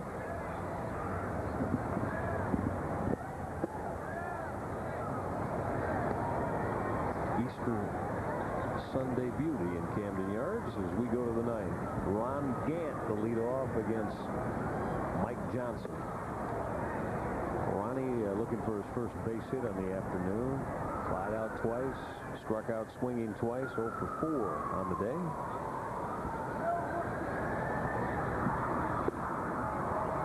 At 2-0 on the Cardinal, make it 3-0 on the Cardinals DH. Sean Bosky did an excellent job today, Flanny. Went 4 full innings, only gave up the 1 run on the Delino DeShields home run, and the John Mabry home run and the 2 base hits. Yeah, what Davey's done today is really to piggyback those long men or 5th starters, split up this game. He gave Carpenter 4 innings, gave Bosky a couple, and now Johnson. Gant just hangs out a rope down that line and left all the way to the corner. Ronnie Gant easily on the cruise control into second base with the 2 base hit. A lot of sting in that bat when Ronnie Gant gets a pitch he likes in the zone. Well, he's always been a better fastball hitter than anything, and this one's up and out over the plate, hitting in a favorable count. Not much Gruber could do. The 2 base hit for Gant starts the St. Louis 9th as the Birds now have something started. This is Danny Schaefer at the plate now. Schaefer going to get some work for Brian Jordan. Terry Matthews up and throwing in the O's bullpen. Danny Schaefer, a part-time performer a year ago for Tony La Russa. You see the 393 average this spring. Johnson missed up. 1-1 now on the pitch hitter.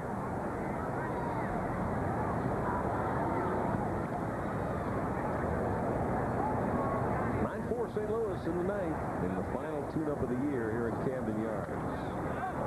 Schaefer will cut and sky it down the line in right. Tarasco and Revelay and Walton all going to run out of room.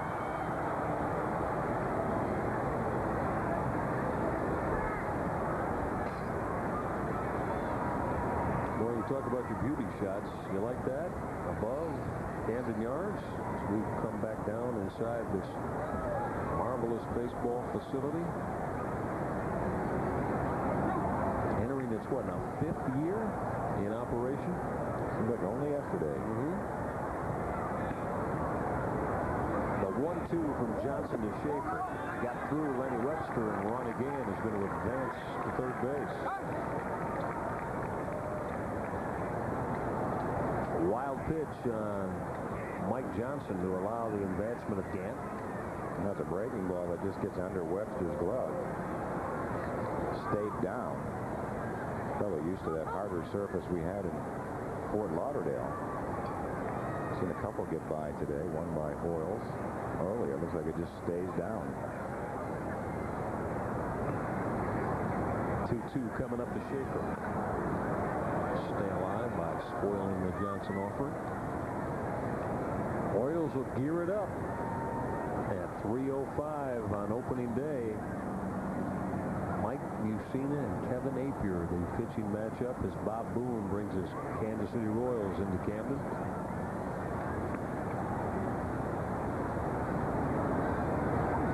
Cut on and missed. Johnson again went breaking ball to punch out Danny Schaefer. That's another sign you look for in a young pitcher. Here's a situation where Schaefer's just trying to put the ball in play. The infield is back.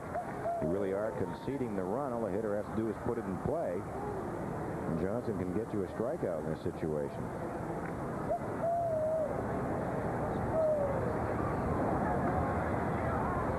Mike Johnson with his second strikeout. He'll have to get through Dimitri Young now, the big left-handed swinging first baseman. Young will lift it deep to the gap in right center field. Teresco will watch it sail out of here. 2-run home run blast for big Dimitri Young off young Mike Johnson. Pushes this St. Louis lead to 11-4.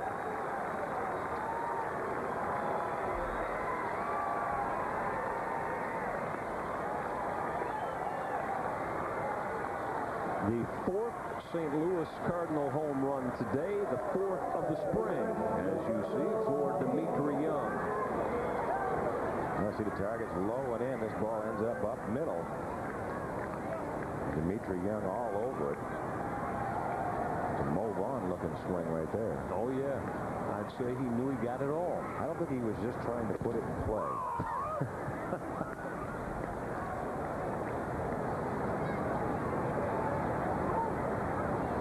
Roberto Mejia. Mejia came in the contest a couple innings back to play second base. Mejia will bounce it to the glove. Mike Bodica comes up on the gallop to throw him out. 2 gone here in the ninth.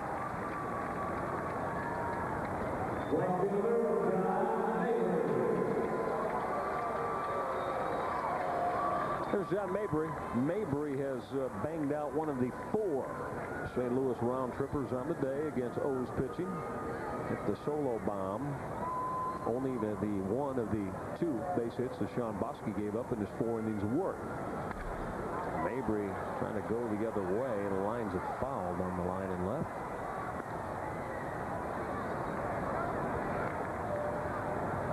I like the way these guys swing the bat. Lanny, they have a lineup that can do a lot of things. Speed at the top, guys who can move the ball at the top, and then some big bombers, too.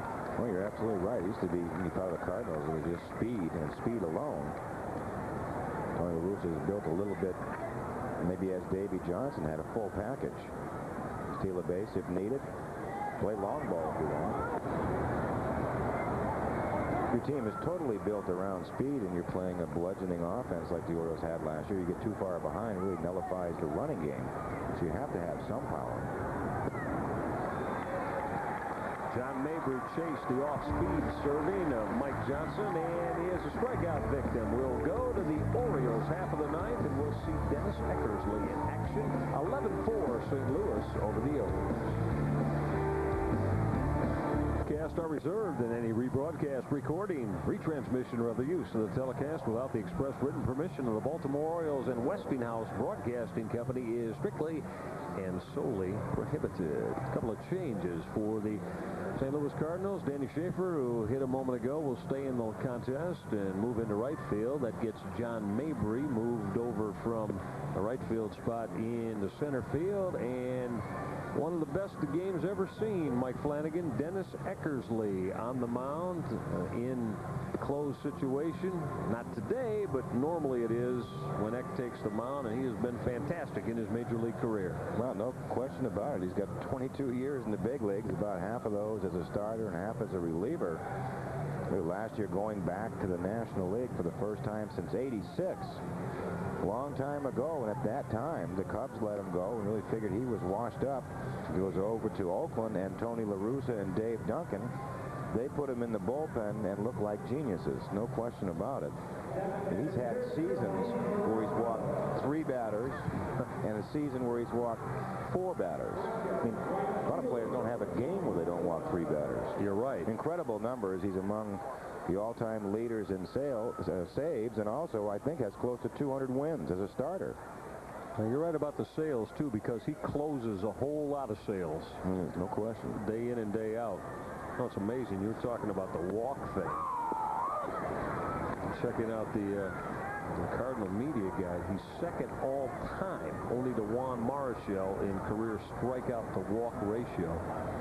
And as you said, I mean, this is about a guy that just comes in and day out and throws strikes continuously. Well, one year he walked 3 and struck out 55, and then next year he followed it up with, he had a bad year, he walked 4, but he struck out 73 to make up for it. A real tough year. Tony Tarasco going to pop it up. Third baseman David Bell will squeeze it for the first out here in the 9th. That'll bring up the Orioles shortstop, Mike Bordick. Mike on the day is 0 for 2 officially with a walk thrown in. Lined into a double play, and Royce Clayton went up the ladder to possibly rob him of a would-be base hit early. Now Eckersley, as we've talked about, everything he throws he'll find the zone with, and is a guy that can fool you and get you a lot of different ways. Well, it looks like he just plays catch with the catcher. Bordick will lift it in the air to short left field. Sweeney will put it away for out number 2 here in the 9th. You know you've been around a long time. You know, when you go from Absorbine Jr. to have to use Absorbine Sr. And Eckersley at 42 has almost caught his number, but always very intense. He's been the one denominator, I guess, all the way through his career. In other words, Flanny, you might as well go up there and start hacking right away. Well, you know, after a while, he convinced everybody that he is going to throw a strike. He's not a nibbler. You see a lot of closers. Rebele with a line drive the other way off the glove of Dimitri Young. So Jeff Rebele will keep this alive a little bit further here in the bottom of the 9th with the 2-out base hit. So Eckersley surrenders the 2-out single to Jeff Rebele. And here's the Bird center fielder, Jeffrey Hammonds. Jeffrey with one of the 2 Oriole home runs on the day. It was a 2-run bomb, his 7th of the spring. Back in the Oriole 3rd, the plate of Robbie Alomar ahead of him. Hammonds with a rope over the glove of Mike Gallego in the left center field. Making the turn is Rebele, and he will get the stop sign from Sammy Palazzo as Sweeney and Mabry have a little problem getting the baseball back to the middle of the diamond. So hacking away are Jeff Rebele and Jeffrey Hammonds with back-to-back base hits off the Eck. Well, Hammonds continues to impress. And that's one thing, you know, Eckersley has lost some velocity. I think it'd be humanly possible not to after this long of a career. And plus he's facing maybe the hottest hitter in baseball right now in Jeffrey Hammonds. Another multi-hit day for Jeffrey Hammonds. Jerome Walton with a drive deep to right. Schaefer turning at the wall, and he made the grab. Danny Schaefer turned a couple of circles as Jerome Walton made a bid to extend this thing a little bit further. Nice play by Schaefer to wind it down for the X. A little bit of thunder, but not enough lightning for the Orioles in the bottom of the ninth. We'll come back and tell you about it on HTS. The preseason is now history. St. Louis beats the O's 11-4.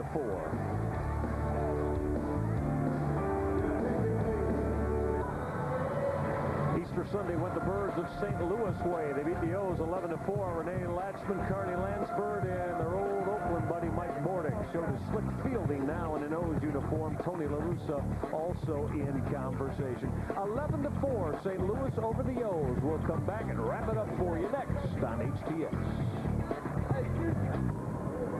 The Orioles have ended the preseason 18 up and 12 down. St. Louis got the O's today 11-4. The home run ball, the big story here in Camden Yards.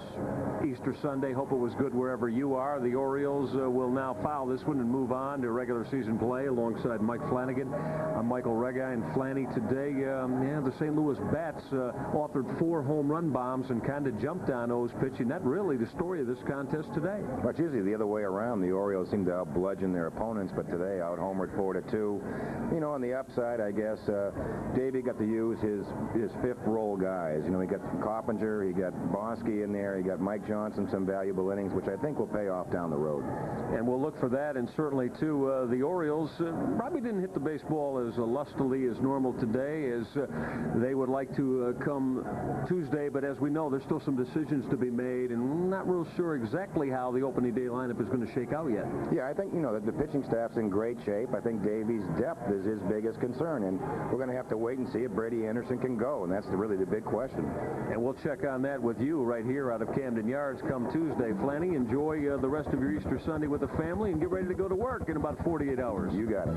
All right. St. Louis beats the Baltimore Orioles this afternoon with an 11-hit attack. The final at 11-4. HTS coverage of Orioles baseball has been brought to you by Southwest Airlines. With fares Solo, you have the freedom to go to places and do things you never thought possible. Like Southwest Airlines. By Bell Atlantic 9X Mobile, the cellular leader. And also by Miller Lite, who reminds you that anything can happen at Miller time. By Heckinger and Heckinger Home Project Centers. Heckinger and nowhere else. By Safeway Food and Drug. Nobody does it better. And by Pepsi. They're the official soft drink of Major League Baseball. Orioles baseball returns to O's TV on Tuesday afternoon when the Orioles host the Kansas City Royals. Those fans in Baltimore can see the contest on WJZ TV Channel 13 and in Washington on WB50. Game time is set for 3 o'clock, but make sure you join us right here at Camden Yards at 2:30 for all of the opening day festivities. Now for our producer-director, Chris Glass, and all of this very talented HTS crew on Easter Sunday, and my partner, Mike Flanagan. I'm Michael Rega. I hope you've enjoyed everybody. The O's fall to St. Louis 11-4. Orioles baseball has been a presentation of HTS, the Baltimore Orioles, and your local cable operator. Happy Easter and so long.